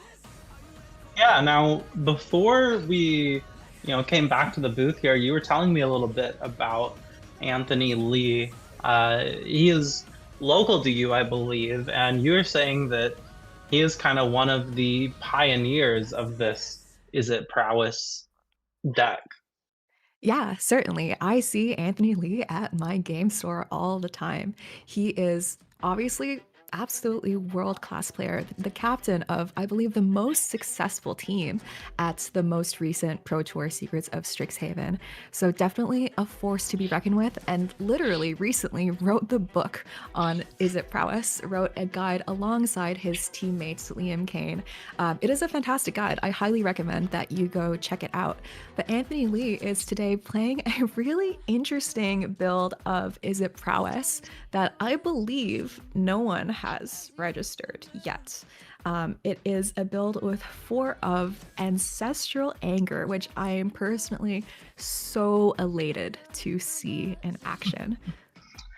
Yeah, and Ancestral Anger, for those of you who, have not kept up, is a 1 red mana sorcery that says target creature gains trample, gets +X+O till end of turn, where X is 1, plus the number of cards named Ancestral Anger in your graveyard, draw a card. That's pretty powerful for 1 mana. That is definitely a spicy meatball for sure. And one reason why I am so excited to see this card is because it's like a pretty mid to bad draft chaff card, just a random common from the most recent set, Secrets of Strixhaven. But Anthony is putting it into his prowess deck, and just, when I saw him post this deck list this morning, my mind was blown, right? Like it instantly makes sense of why he would want to be playing this card as something that, for a prowess creature, it gives it 2 power, and also trample is such an important keyword for getting your damage in. So super, super excited to see this build of this deck in action. Yeah, and it looks like Philip Hurst on 4-color control is going to be on the play here. Looks like it's just going to be a couple of land go into Anthony Lee's Draycatcher, which looks like it's getting eroded on Anthony Lee's turn. So, a bummer because Draycatcher is obviously such a powerful card, but also Anthony Lee getting to sort of mana ramp off the back of that isn't the worst thing in the world for him. Certainly. And we see Philip here playing a Tablet of Discovery, another new banger from Secrets of Strixhaven. Just the 3 mana red mana rock that mills a card, and you can play it that turn when it enters the battlefield. But it has the additional bonus of adding 2 mana when you tap it, but only on instants and sorcery spells. But in a 4-color control deck, you're probably playing a lot of instants and sorceries.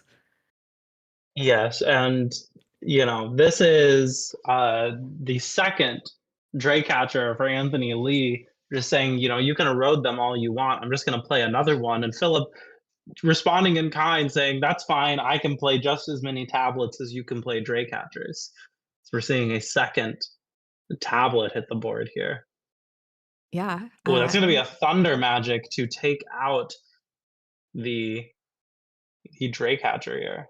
Whoa, already seeing the power of these tablets of discovery, being able to cast a thunder magic for its Thundara cost, dealing 4 damage to target creature, just off the back of these 2 cards, 2 mana rocks on turn 4. Yeah, but it looks like Secret Identity uh, from Anthony Lee is going to protect that Draycatcher and keep it from getting destroyed by the Thunder Magic. So now the shields are down, and Anthony can basically do whatever he needs to do here.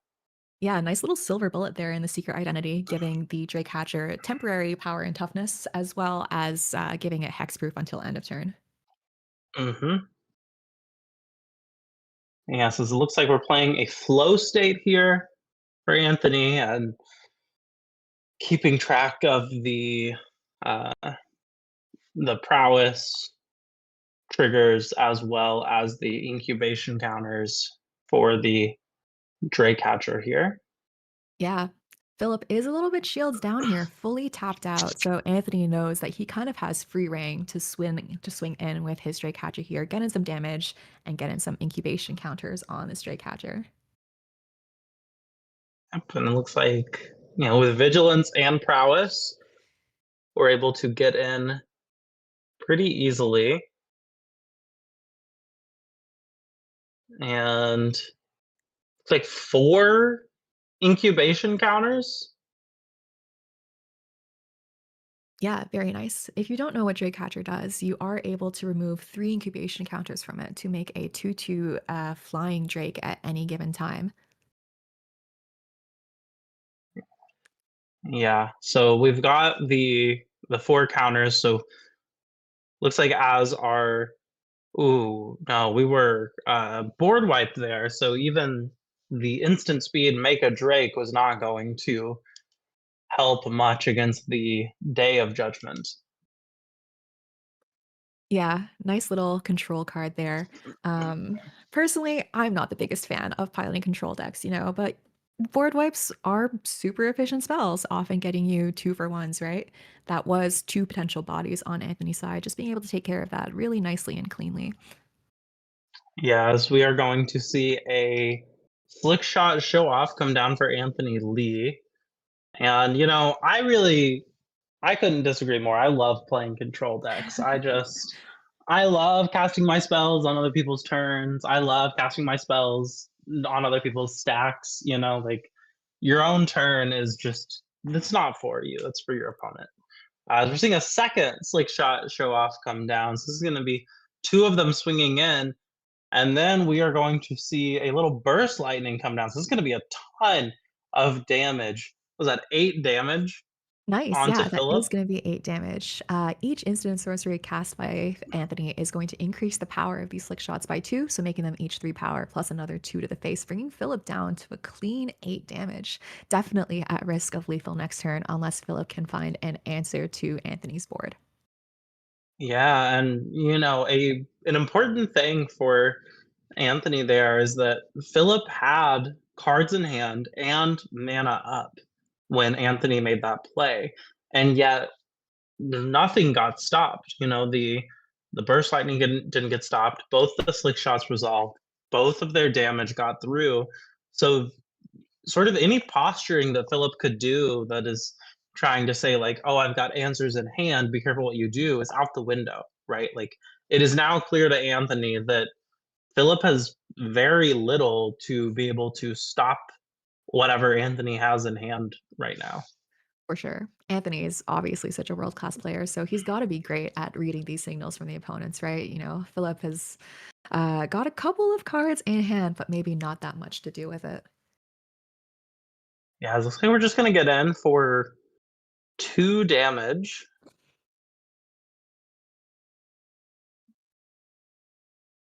And it looks like Anthony, thinking about something here.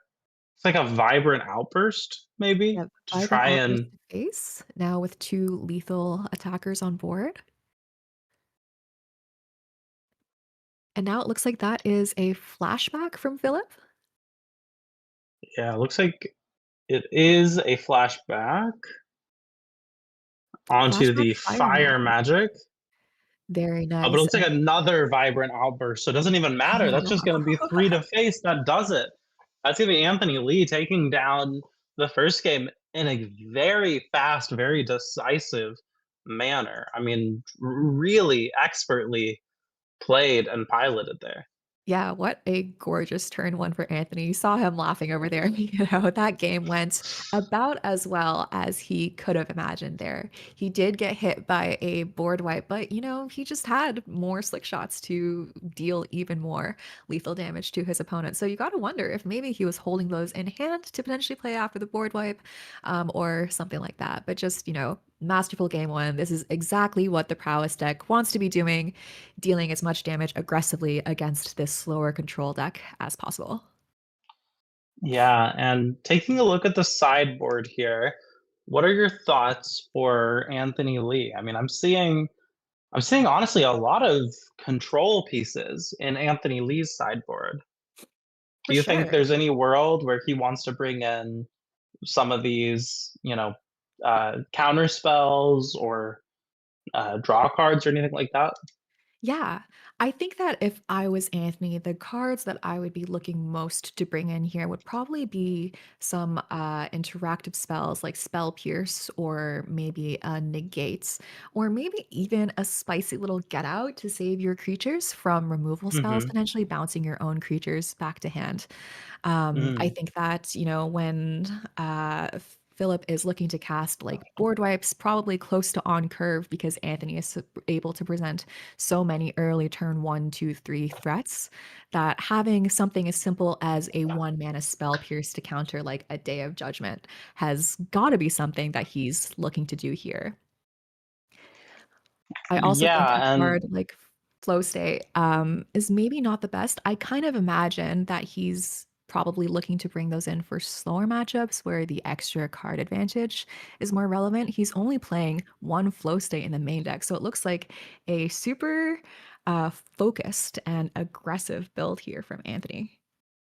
yeah, and taking a look at Philip's list really quick, and taking a look at his sideboard, I'm seeing a few creatures.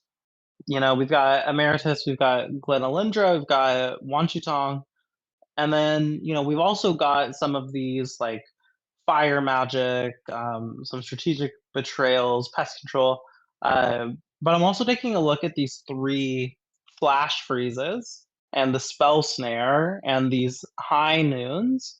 I mean, it looks like if I'm Philip, I have a lot of cards in the sideboard that I might be interested in against this very aggressive spell slinging deck. What do you think, Carolyn? Definitely. I think so too. I think that High Noon is a card that makes almost every is it slash spell slinger player quake in their boots, limiting your opponents to just 1 spell per turn when they're trying to cast a bunch of instants and sorceries, a bunch of cantrips, a bunch of like burst lightnings, what have you, a bunch of boomerang basics on Storm Chaser's talent, right? High Noon is Mhm. definitely terrifying with a rather limited number of ways to deal with it in these prowess decks, typically being limited to bounce spells like into the Flood Maw, meaning that it's only kind of temporary. But, albeit sometimes a temporary removal of the High Noon is all you need.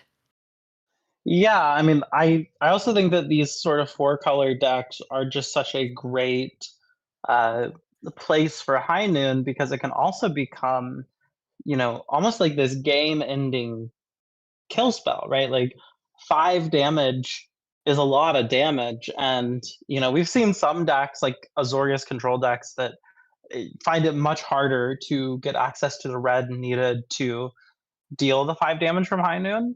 But if it's already baked into your mana base, like that's just sort of free extra damage. So quite a nice little option in the board here. for Philip. So really, really excited to see sort of what comes of that. Now, a really interesting thing in Philip's list is that we see so many one ofs and two ofs.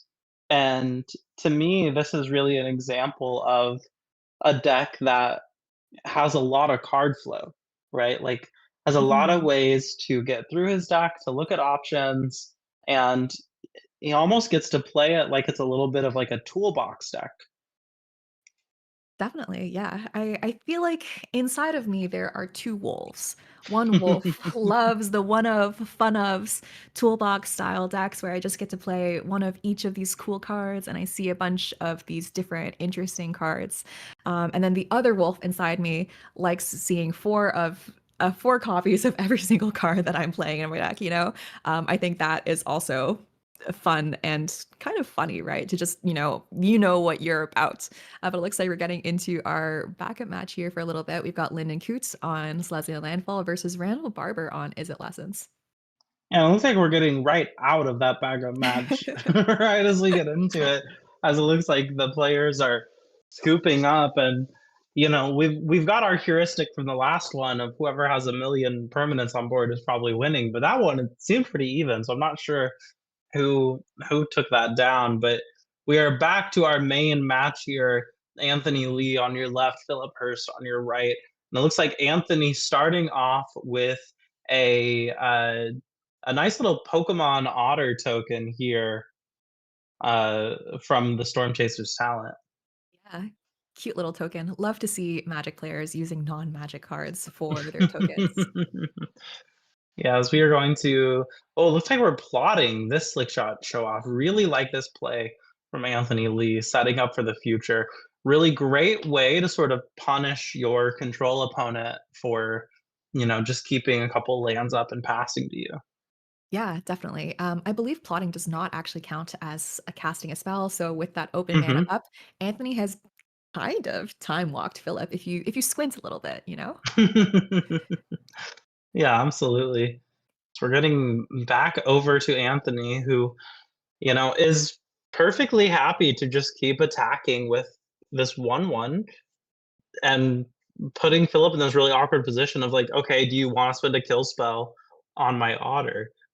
And the answer is no, but Philip does want to no more lies the Drake Hatcher, although Anthony is thinking, could this be a spell pierce, Looks like perhaps? it might be a spell pierce angle here, but no, that is resolving and exiling the Drake Catcher.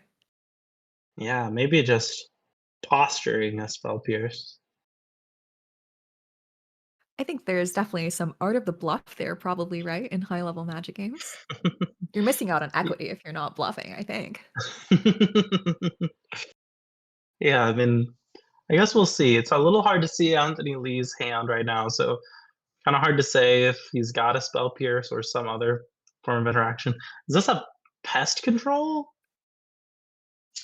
It looks like it is Nile. That is a sorcery destroying all non-land permanents with mana value 1 or less, sweeping up the Storm Chaser's talent as well as the token that it makes. Nice little clean answer.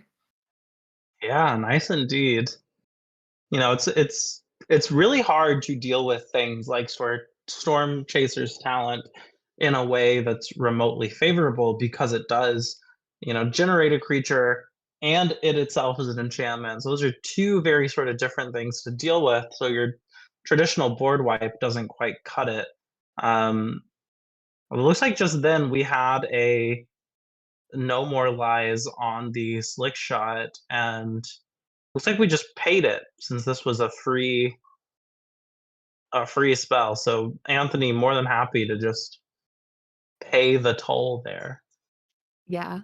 I think pest control is a great example of one reason why you would want to be in four color control, right? Especially in a deck that's kind of base blue and red. Just having these extra colors for these real surgical answers to the metagame has got to feel pretty good for Philip there. But looks like he's animating his manland now, the Great Hall of the Biblioplex. Yeah, really, really nice sort of defensive play here for Philip. Is we're gonna go ahead and get in for a bit of damage. And, there's a lot of turns here of Anthony just more than happy to get a little bit of chip damage in. Although right now we are going to grow our slick shot just a bit, but in response we got a fire magic from Philip.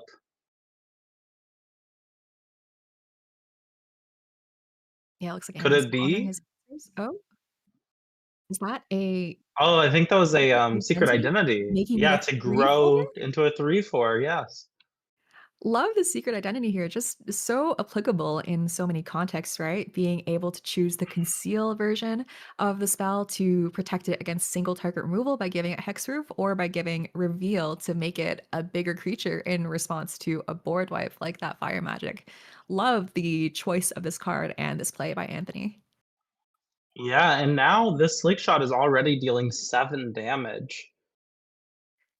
Yeah, fantastic temporary there.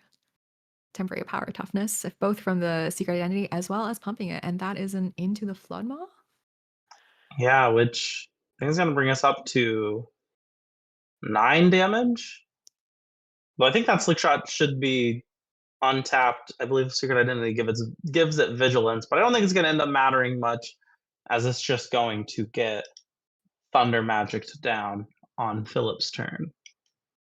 Yeah, Philip's got to be sweating here with only 4 life left. There are a non-zero number of things that just win for Anthony on the spot, right?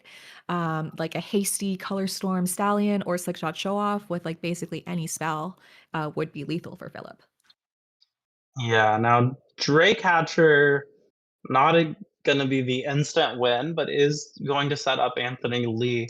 Although on the end of the turn there, Philip getting to do a kick to consult the star charts with, what is that, 6 lands in play? So we're getting to look at 6, pick up 2, and surely Philip can find an answer. And, Philip is at 4 and certainly needs to be sort of extremely vigilant in the way that you just described, of Anthony having all of these top deck ways to close out the game. But at the same time, Philip's deck is full of answers for those things. And so we could really see Philip turn the corner here. And even though, 4 life is so little, it's just Anthony is so out of gas. I fully agree, Niall. As the greats say, the only point of life that matters is your last one. If I'm Philip here, I think that this is definitely one of the key turns that he really needs to survive to turn the corner here. I think we can see that Anthony only has that one card in hand right now, and his deck does not really have many 2-for-1s on card advantage. So Philip whereas Philip's deck is chock full of those. So he's really going to be looking to keep a full grip of cards, keep a bunch of answers to whatever Anthony can top deck, and just hope to close out this game surely, slowly but surely. Yeah, and we we see that, Philip played a stock up there, and is kind of in a scary position because he's a little bit low on mana. And oh, what card is this that he's playing? What 3 mana creature? Well, I think it's getting bounced regardless. Was that a Okay, yeah. Glen Alindra? I think it might be. Yeah, Niall. Yeah, and so we're gonna get hit for 2 there, I think, and get 2 incubation counters on the Drake Hatcher. So now Philip down to 2. So now even just a burst lightning off the top is lethal. So we need a pretty wide variety of answers. And of course, we need to answer this Drake Hatcher on the board. Yeah, Philip kind of trapped in between a rock and a hard place. I think that he really, really doesn't want to spend like a 3 steps ahead or like any kind of counterspell on a burst lightning, but he might be forced to against Anthony's indomitable amount of damage that he's dealt so far. Yeah, I mean, not a lot of hard answers for Philip. Maybe if those flash freezes came in, those could be hard answers to a lot of the things that just sort of suddenly kill Philip off the top of Anthony's deck. But we don't know if that even came in. And that also still doesn't deal with the fact that we have to deal with this Drake Hatcher and we have to have an answer for whatever. So we're really looking for some sort of combination of like a road plus flash freeze or something like that that's going to be able to deal with the problem on board and also protect us against anything that Anthony could sling at us. But turn by turn, Anthony is sort of refilling the tank. Yeah, and that was another consult the star charts from Philip here. So getting two more cards in hand, but only 3 mana up on Anthony's turn, facing down this Drake Hatcher. Yeah, Draycatcher attacking for one.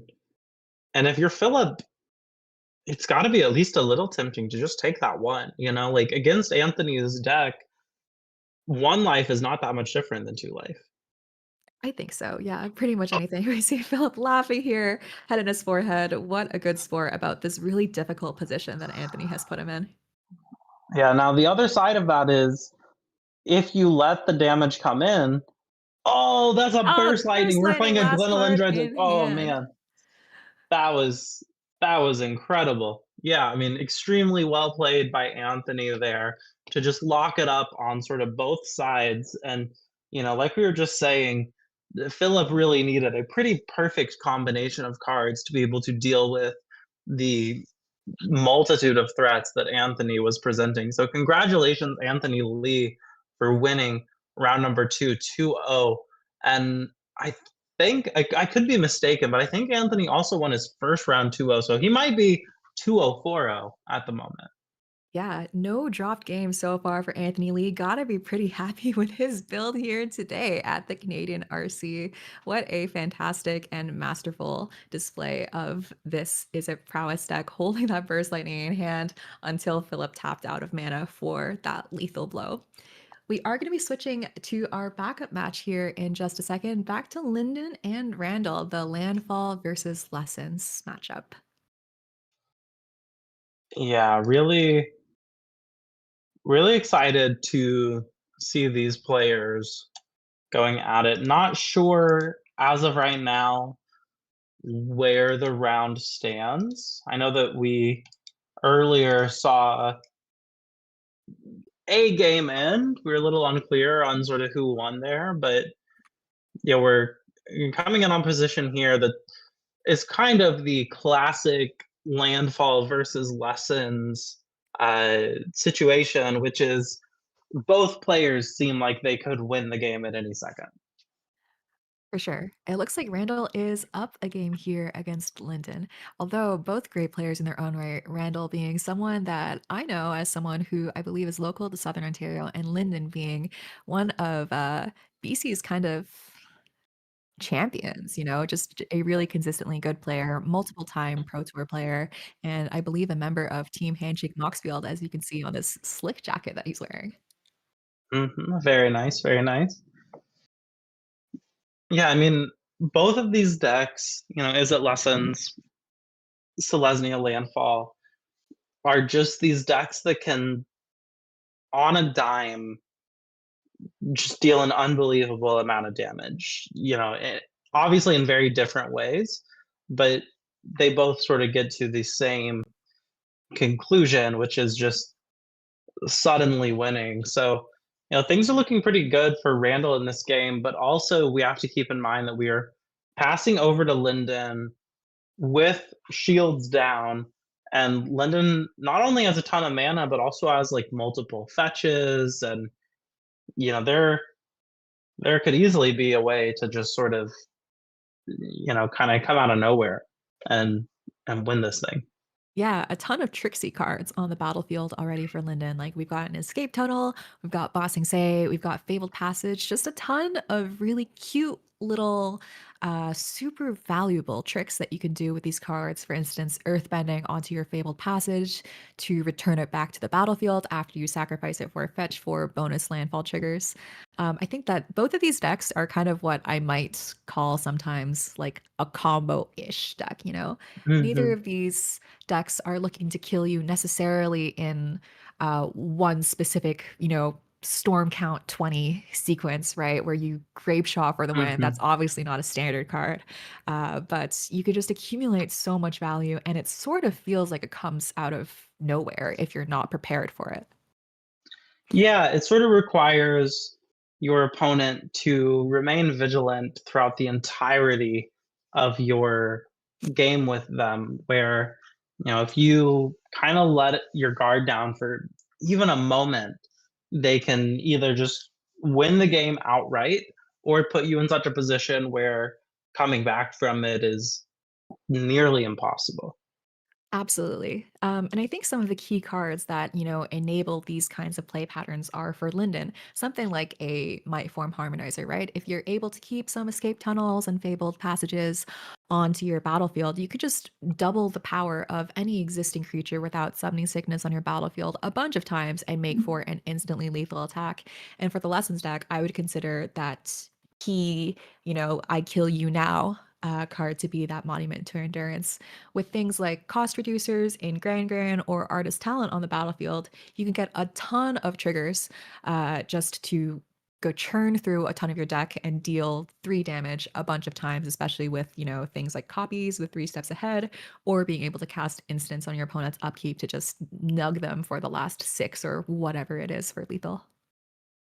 Yeah, and earthbending, a really interesting addition for these landfall type of decks where normally green doesn't have a lot of access to hasty threats, but earthbending gives them exactly that. So you're also sort of consistently worried of haste creatures. It looks like our feeds are back online here, and we are seeing Linden up about 5 points of life over Randall, but we are seemingly on Randall's turn here. It looks like we're, doing some of the classic lessons uh, shenanigans.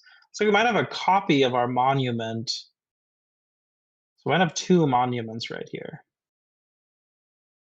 Yeah, Monument to Endurance is just such a key card for this Lessons deck, right? Enabling you to generate card advantage engines from any number of discards, either off of your Artist Talents or off of your Abandoned Attachments, as well as replacing some of that mana, as well as dealing damage to your opponent and acting as your main win condition. So just, absolute Swiss Army knife of a card. Yeah, and it looks like for Linden here, we're gonna be playing Asaz's Chocobo and then activating Bossing Say to get our Fabled Passage uh, Earthbent. And I'm just gonna swing in for 4 here with our 2 land creatures, and then play a land to grow our Chocobo.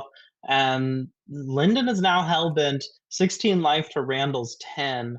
And if I were Linden, I would be pretty scared at this moment.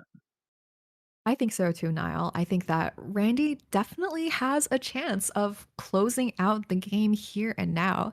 It might not necessarily look it right now, but with 2 monuments to endurance on the battlefield, any kind of discard means that it kickstarts this engine and allows Randy to probably refill his hand a bunch and potentially dig his way to a third copy of Monument to Endurance, whether or not it's from a copy or just another straight copy of this card, and could potentially deal lethal to Linden this turn cycle, dealing 9 on Randy's turn and then potentially another 9 on Linden's upkeep. But of course, this is all contingent on Randy finding the cards in the correct order to be able to deal lethal to Linden. It looks like we're activating our land ability to draw discards. So that is going to get Randall exactly the sort of kickstart that you were describing of a, you know, card getting discarded, triggering these monuments. Yeah, Looks is like that a rest in peace on the battlefield for Linden? I think that might be. It looks like Randall's cards are all going into exile. So I think that is a rest in peace. Um, because we are also seeing some cards in Randall's hand that I think you just pop off if it weren't a rest in peace. Like we're getting confirmation it is a rest in peace, because there's an accumulate wisdom, it seems, in hand, and I can't imagine we wouldn't just be playing Ancestral Recall if we could. But we're gonna play this Artist Talent down, and it's gonna be a Boomerang Basics onto the Chocobo, which is going to let us actually rummage away this Accumulate Wisdom and trigger our monuments once again.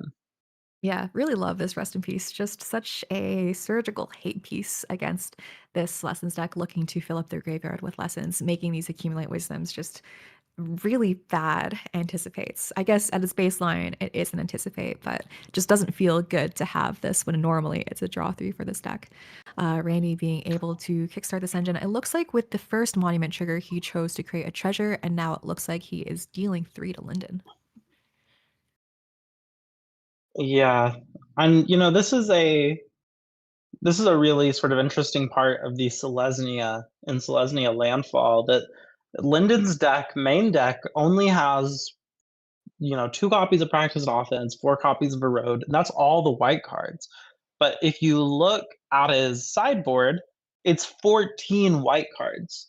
So it just gives him access to all of these hate pieces that are only in white that he can bring in and support with his mana base, and of course has all these ways to just sort of fetch these basics of any color. So it's just not hard for him to get there with it. For sure. I believe that Nathan Stoyer and his team Cosmos were some of the first people to play this Selesnya version of the Landfall deck. So they really cooked. I think white is just probably the best supporting color in all of Magic, gaining access to all of these nice hate pieces, all of these nice removal pieces, all of these utility pieces like Voice of Victory, right? White is just it seems like a no-brainer now as to why we didn't come up with the Selesnya build of this deck earlier. What were we doing playing mono green all this time, right? Yeah, that's a great question. As Linden gets in for 6 points of damage with 3 Earth-bent lands, bringing Randall down to 4. But now we're back at Randall's turn. We have access to 7 mana at the moment, plus we can make more. That's going to be a monument. Randall's third monument played, which is going to trigger the Artist Talent on cast, which is, of course, going to trigger the 2 monuments already on the battlefield. And now we've really got the engine going. And I think if it weren't, this is the most load bearing Rest in Peace I've ever seen in my life. If it weren't for this Rest in Peace, I would say it is for sure over for Linden. But hanging on by a thread, and that thread's name is Rest in Peace. Absolutely. It looks like Randall has opted to draw 2 off of these 2 monument triggers off of that first discard here. So I guess that might be a good sign for Linden if Randall didn't like the card that he saw first, right? Linden is shields down, so any kind of like 2 non-creature spells, right, would be lethal here, dealing 9 on this turn and then 9 on Linden's upkeep. But drawing and just hoping that Randall draws bricks has got to be an out for Linden. And I believe we're seeing now Randall activating his Agna Kala. Yeah, looks like a draw discard. So, there's certainly plenty of ways this could still be a win for Randall. I mean, like you said, like this, we could draw a discard, triple bolt you. And then if we have any 1 mana instant, we win the game because we are sitting on 1 treasure. And if we have a 2 mana instant, then yeah, we can make treasures. So I think seeing the treasures get made here. Oh, we're making the treasures and we're drawing a card. I think we're really fishing. I don't know if Randall's found it. Yeah, Randall's got 3 treasures for his mana right now. I think I might have spotted an island in his hand, and that was a Grand that he discarded. So he is picking up his cards and conceding here, bringing the games to 1-1 for Linden and Randall. Wow, incredibly played. I mean, it's so many times with these landfall versus is it lessons matchups. I feel like there's just a turn where the landfall player has to go, okay, well, if you can deal with it, I lose, but if you can't, I win. And then they just sit there and wait patiently while the is it lessons player, goes through about 100 cards in their deck and sees if they can do it, and that's exactly the position Linden was in, but, walked away with the win, so huge congrats. Yeah, absolutely. I think if I'm Lyndon there, I take the biggest sigh of relief that I have ever taken in my entire life, right? I think that the odds were pretty high that Randall keeps on finding gas and just closes out the game there. But maybe a stroke of lady luck there, maybe an unlucky sequence of cards from Randall's side. But I think that that's got to be a really tense feeling, right? As the person who is playing to the board more, as the mid-range, creature player, just waiting to see if your opponent has it for as they take their turn and take their game actions is super, super stressful and suspenseful. Yeah, and we're getting to see a little bit of our players sideboarding there, and I noticed Linden putting in a Sheltered by Ghosts into the deck. Now, there's no telling how many, if any, had already been brought in, but he's got access to 3 in the board here and brought at least 1 in, and I think this is a sort of really interesting piece that you can you can bring against the lessons player. I mean, it does so much of what you're wanting to do, right? You can, temporarily take away access to some of their pieces on board. You pump your creature, you give them lifelink, you make it more expensive for the lessons player to interact with your creature. Just really, really an interesting card. Absolutely. I think that Sheltered by Ghosts is a really nice inclusion here for Linden. It definitely does pretty much everything that you want it to do. I think one interesting consideration of Sheltered by Ghost is that it gives the keyword ward 2 to the creature that it's enchanted on, which makes whatever it's enchanted on much more difficult for Randall to remove. I think that the Lessons Mhm. deck, especially before it gets any cost reducer on board, is just always a little bit choked on mana. You just always wish you had 1 mana. You wish you had a magical lotus petal spawn on your battlefield to just do one more thing with it every single turn. So forcing the ward to both get back whatever non-land permanent is exiled under the Shelter by Ghosts and remove that creature is maybe a tall ask of Randy on his more controlly is it deck. Yeah, and taking a look at the sideboard for Randall here, I mean, we've definitely got some nice pieces, but is anything in this sideboard sticking out to you? For sure. I feel like I would quite like to have broadside barrages in there. There are creatures that can grow to be quite large, so being able to Mhm, deal up to 5 damage to Asaz's Chocobo that has been going at it since turn 1 is really nice. mhm. I think that against these cub decks as well, almost certainly slag storms are in there to just sweep up everything there, and reset Linden back to the Stone Age has got to be something you're really excited to do as well. Yeah, totally. Also, we're seeing, 1 copy of Flash Freeze, a handful of other sort of control-y cards, but, I mean, mostly I think it's just a thing of y sort of seeing where the chips fall in this game, and, how big of a impact do you think the play-draw dynamic has on this specific matchup? For sure. I think that play draw probably matters a little bit more in this standard format than it has in previous standard formats. I think that with, how powerful the cards in standard are, so many decks are looking to present threats on turn ones and then follow it up with something else on turn two, and then follow it up with something else on turn three to just extend your lead by a ton, right? So I think it always feels like you're a little bit behind if you're on the draw because of how many explosive threats there are. For example, just Llanowar Elves is just such a Mhm. fantastic turn one play, and it always makes me sweat as the lessons player when I see a turn one Llanowar Elf with just 1 or 2 removal spells in hand because I know that they are just going to be producing threat after threat after threat.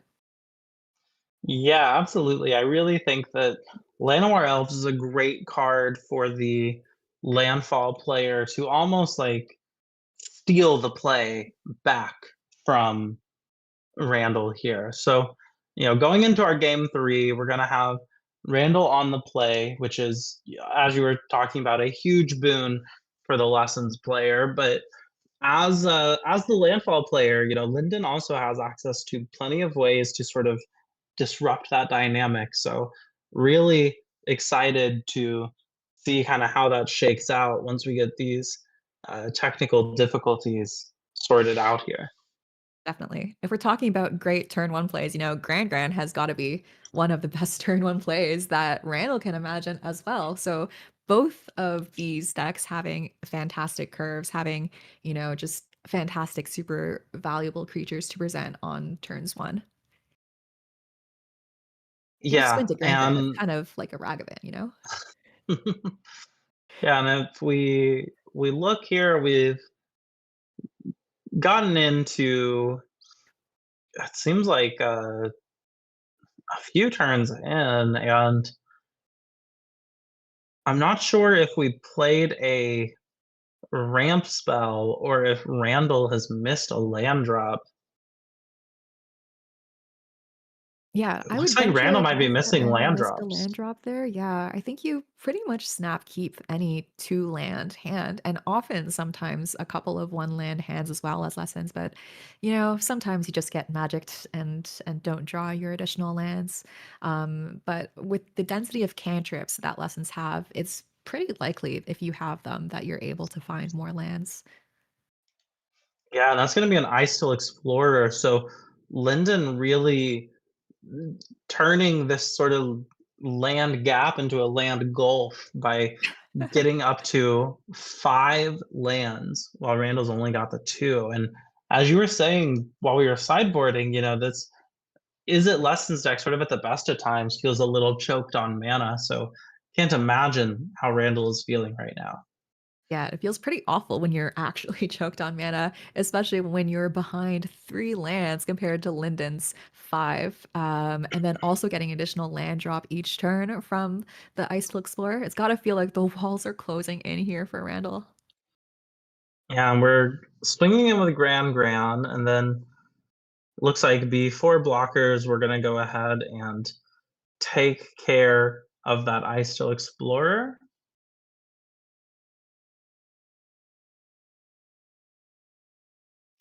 Yeah, very nice. Like you can see, even though Randall is choked on mana, there are just such efficient removal spells and such efficient cards for Randall that he is still in this game very much. Yeah, for sure. I mean, like you were saying, the lessons deck has so many ways to get through the deck. It's so cantropy. 2 mana is enough mana to play about 90% of the cards in Randall's deck, but certainly he would like to be able to be double, triple, quadruple, quintuple spelling on his turns. Oh, and that's going to be an immediate follow up I Still Explorer. Yeah, what a huge For ouch from Randall, having taken care of one threat and then immediately being faced with, oh, I'm back. Yeah, and we're immediately going to be pulling some lands out of our graveyard, milling a Fabled Passage, which is just kind of exactly what you want to see with your ISO Explorer on board. Yeah, And this is an now extremely it's, rare game where the landfall deck actually has way more permanents on board than the lessons deck. yeah, it's very strange to see here. So we've got 7 lands to 2.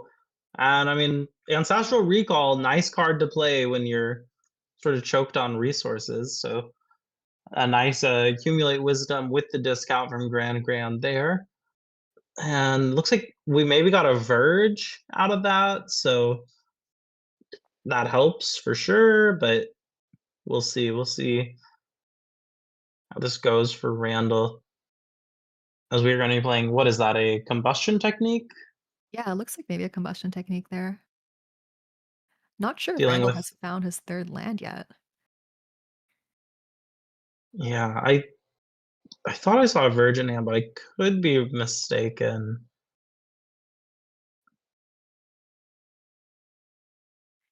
2 more cards milled for Linden. Yep, and we're gonna get rid of the second Ice Still Explorer, attack with Gran. Looks like a Monument in hand, maybe?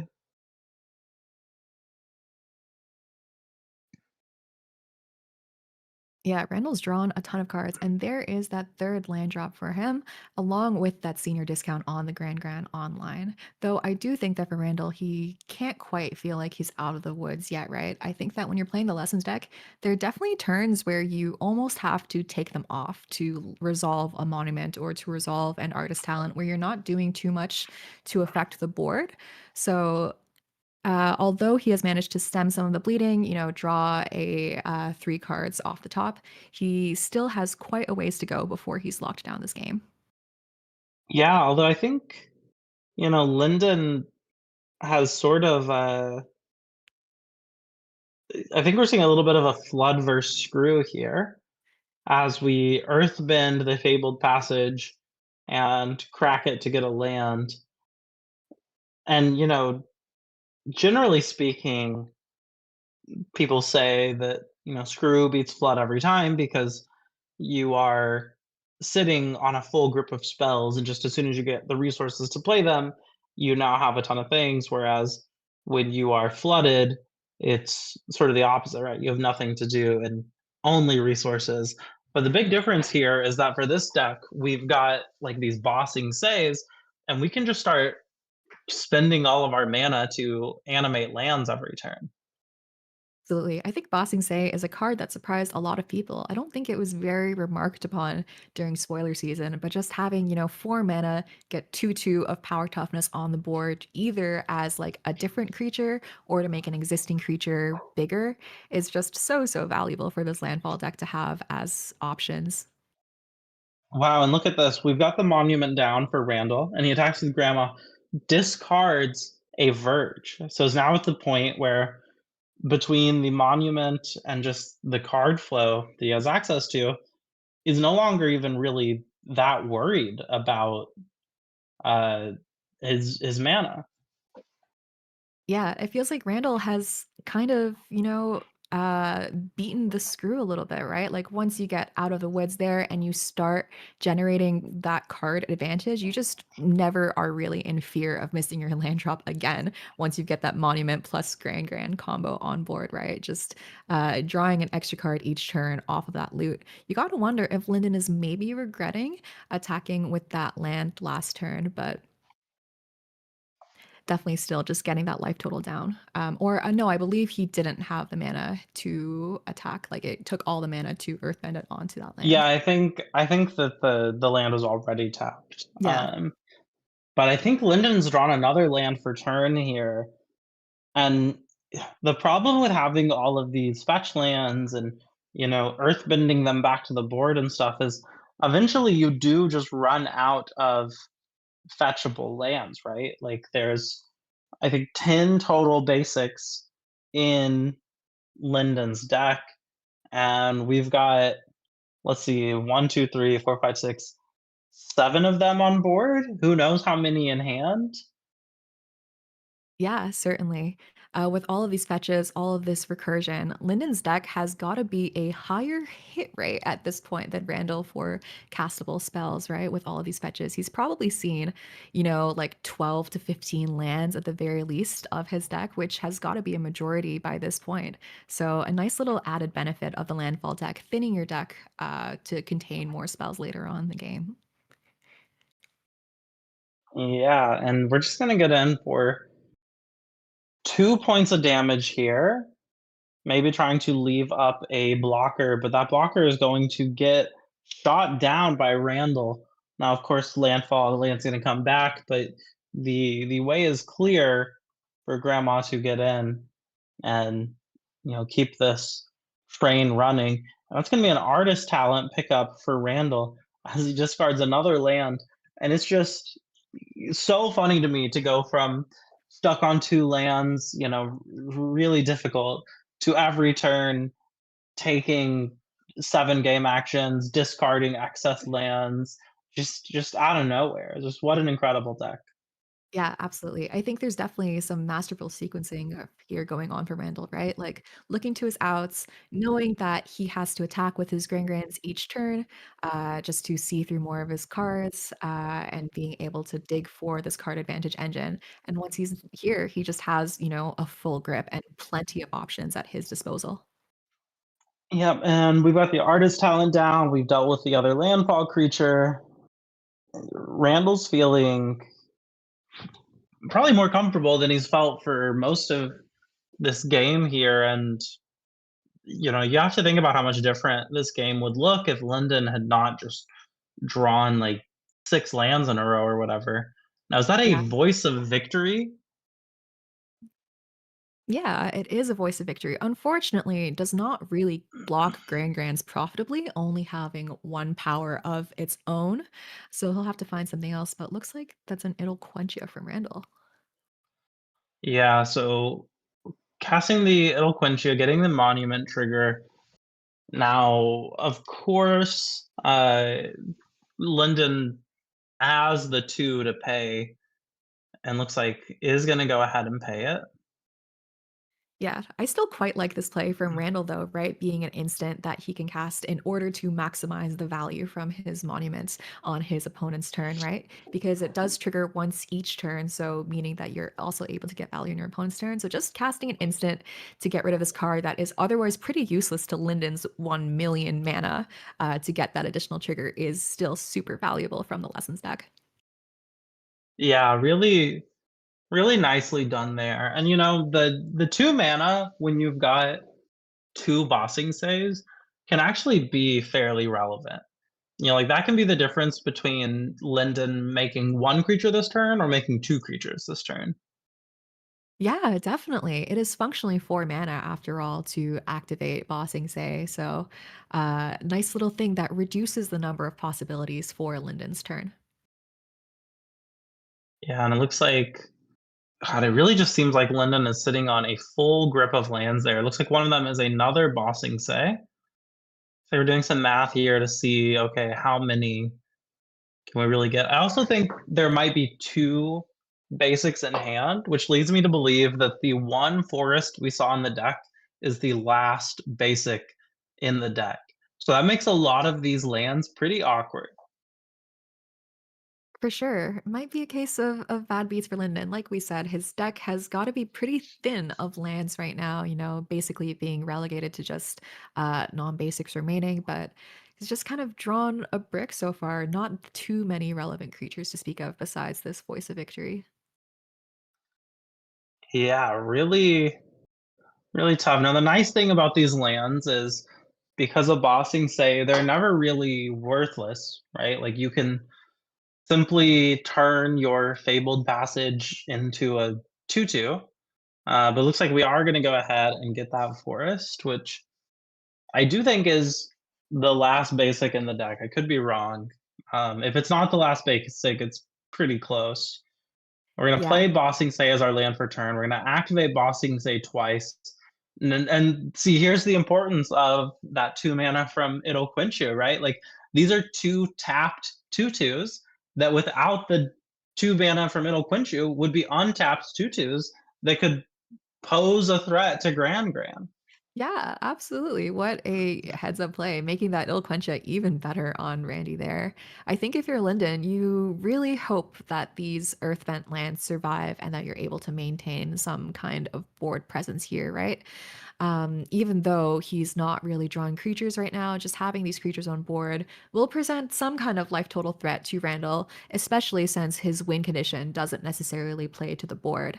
However, Randall is still at quite a healthy life total, which isn't necessarily where Linden wants to be as the deck that is the beatdown of these 2 decks. The one that's looking to get under, the one that's looking to deal early pressure and deal early damage to extend early leads, especially there with Randall being choked on 2 lands for quite a bit. Yeah, the really difficult thing for Linden right now is that basically Linden is hellbent, right? There's if we are correct that there's 3 lands in hand, then there might as well be nothing in hand. And so this is a deck that really wants sort of a series of things to come together. And it's kind of hard for Linden to get to that because his cards don't really do that. They don't like generate more cards the same way that Randall's does. And Randall just turn after turn is getting more pieces, more gas in the tank. And for Linden, it just feels like the door is closing with every turn that goes by. Yeah, time has been called here, so Randall was turn 0. So we've got a limited number of turns to finish out this game. I've got to imagine both players are feeling really uneasy here. Although it looks like Randall has the overwhelming card and board advantage right now, he still has to figure out a way to close out the game within his 3 turns that he's able to take. Yeah, well, it looks like we've got a couple of monuments. It also looks like there is a flash freeze in hand, which really shuts the door on Linden because now it's also just a thing of basically anything you draw that could be part of what gets you out of this is just going to get countered. And here's going to be a on your turn, kill one of these creatures, blast you with the monuments, and that's going to be it. They're going to scoop it up. That's going to be Randall Barber taking it down 2-1 with Is It Lessons. Congratulations. Wow, what Yeah. a masterful display of that deck. What a gorgeous play, shutting or what gorgeous play from Randall coming back from behind and shutting the door in Lyndon's face. Both extremely talented players. Just really happy to see these two in action.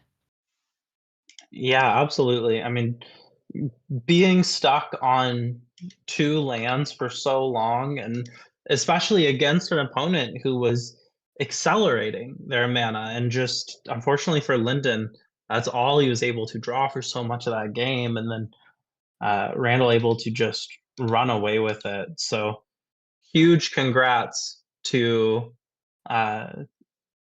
Randall there. Yeah, Randall's got a nice little 2-0 start here to this tournament, so gotta be feeling pretty good. You know, when you go to the bathroom after like starting off a tournament 2-0 or 3-0, you just got so much swagger. You're just feeling on top of the world.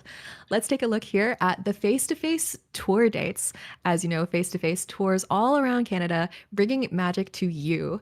You can check out future tour dates for this year in Hamilton, Langley, Edmonton, Truro, North Bay, Montreal, Toronto, Winnipeg, and of course, at the end of the summer, we have Toronto Command Fest coming to town August 21st to 23rd. You know I will be there. Yeah, absolutely. I mean, tons of awesome events here from Face to Face. Thank you to Face to Face for putting on this event and this broadcast. Very cool. Always exciting to get to see high level, high stakes paper magic be played. Definitely. And at these tour dates, you don't just get to play Magic, you also get to buy and sell Magic cards. Face to Face has booths at all of these events where they will buy your Magic cards on the spot. So go check them out. Just definitely some champions of Magic in Canada. Yeah, and the nice thing about ending our last round with a table who was going to turns is that our round 3 is already paired up, and we're gonna be pretty quickly able to get into our next match here, where it looks like we are going to be seeing Dominic Harvey on Izzet Elementals versus Maxim Grin on Azorius Tempo. Now, Dom Harvey, a bit of a known quantity in these parts, the Amulet Titan, wrote the book on it, a master of that deck, playing a very interesting is a deck here. I love the Spelementals deck. These Eddie Merc crabs, the Sunderflocks, just what a nasty, disgusting little deck against Azorius Tempo, which is looking really nice as well. Playing one of my personal favorite cards, Aven Interrupter. What do you think about these decks here, Carolyn? Yeah, absolutely. So these are two super fascinating, kind of known quantities. The Spelemental deck, I believe, being originated by Dom's team at the previous Pro Tour, Lorwyn Eclipsed, I believe. That deck kind of came in and blew people away with his incredibly high constructed win rate. However, we are seeing these builds kind of change and shift nowadays, playing fewer evoke elementals and now being relegated to kind of just an Eddie McCrab Hearth Elemental Sunderflock package. So being able to discount and cheat your creatures off the back of your instants and sorceries, control spells, and cantrips. Super, super fascinating build. I'm excited to see Dom, just an absolute master of Magic, pilot this deck. I think that of all of the Magic players I know, Dom Harvey might be the one who has the greatest love of the game. He is going up Oh, against this absolutely. Azorius Tempo deck by Maxime Grin. I believe this deck was kind of the brainchild of Zevon Faust. However, we are seeing this kind of interesting build from Maxime with some Bezas and some Airbender Ascensions in the main deck. So kind of a little bit interesting. These decks have been shifting since it first came out onto the board in this metagame. Yeah, I mean, to me, there's no more pure version of Magic than High Noon plus Aven Interrupter. That is just that's just what it's supposed to be in my mind. And High Noon plus Aang Swift Savior is right up there as well. And I just I love a little flicker deck, and that's exactly what we have here with this tempo list. So I'm really, really excited to see these two square up. I mean, obviously, both of these players have done very well today, getting wins in their first two rounds. And, both high caliber players. So, really, really interested to see, sort of how this lines up. It seems like the Azorius Tempo deck has a lot of pieces that could be pretty disruptive for old Dom Harvey here. The High Noon we've been talking about, but also the four of Voice of Victory.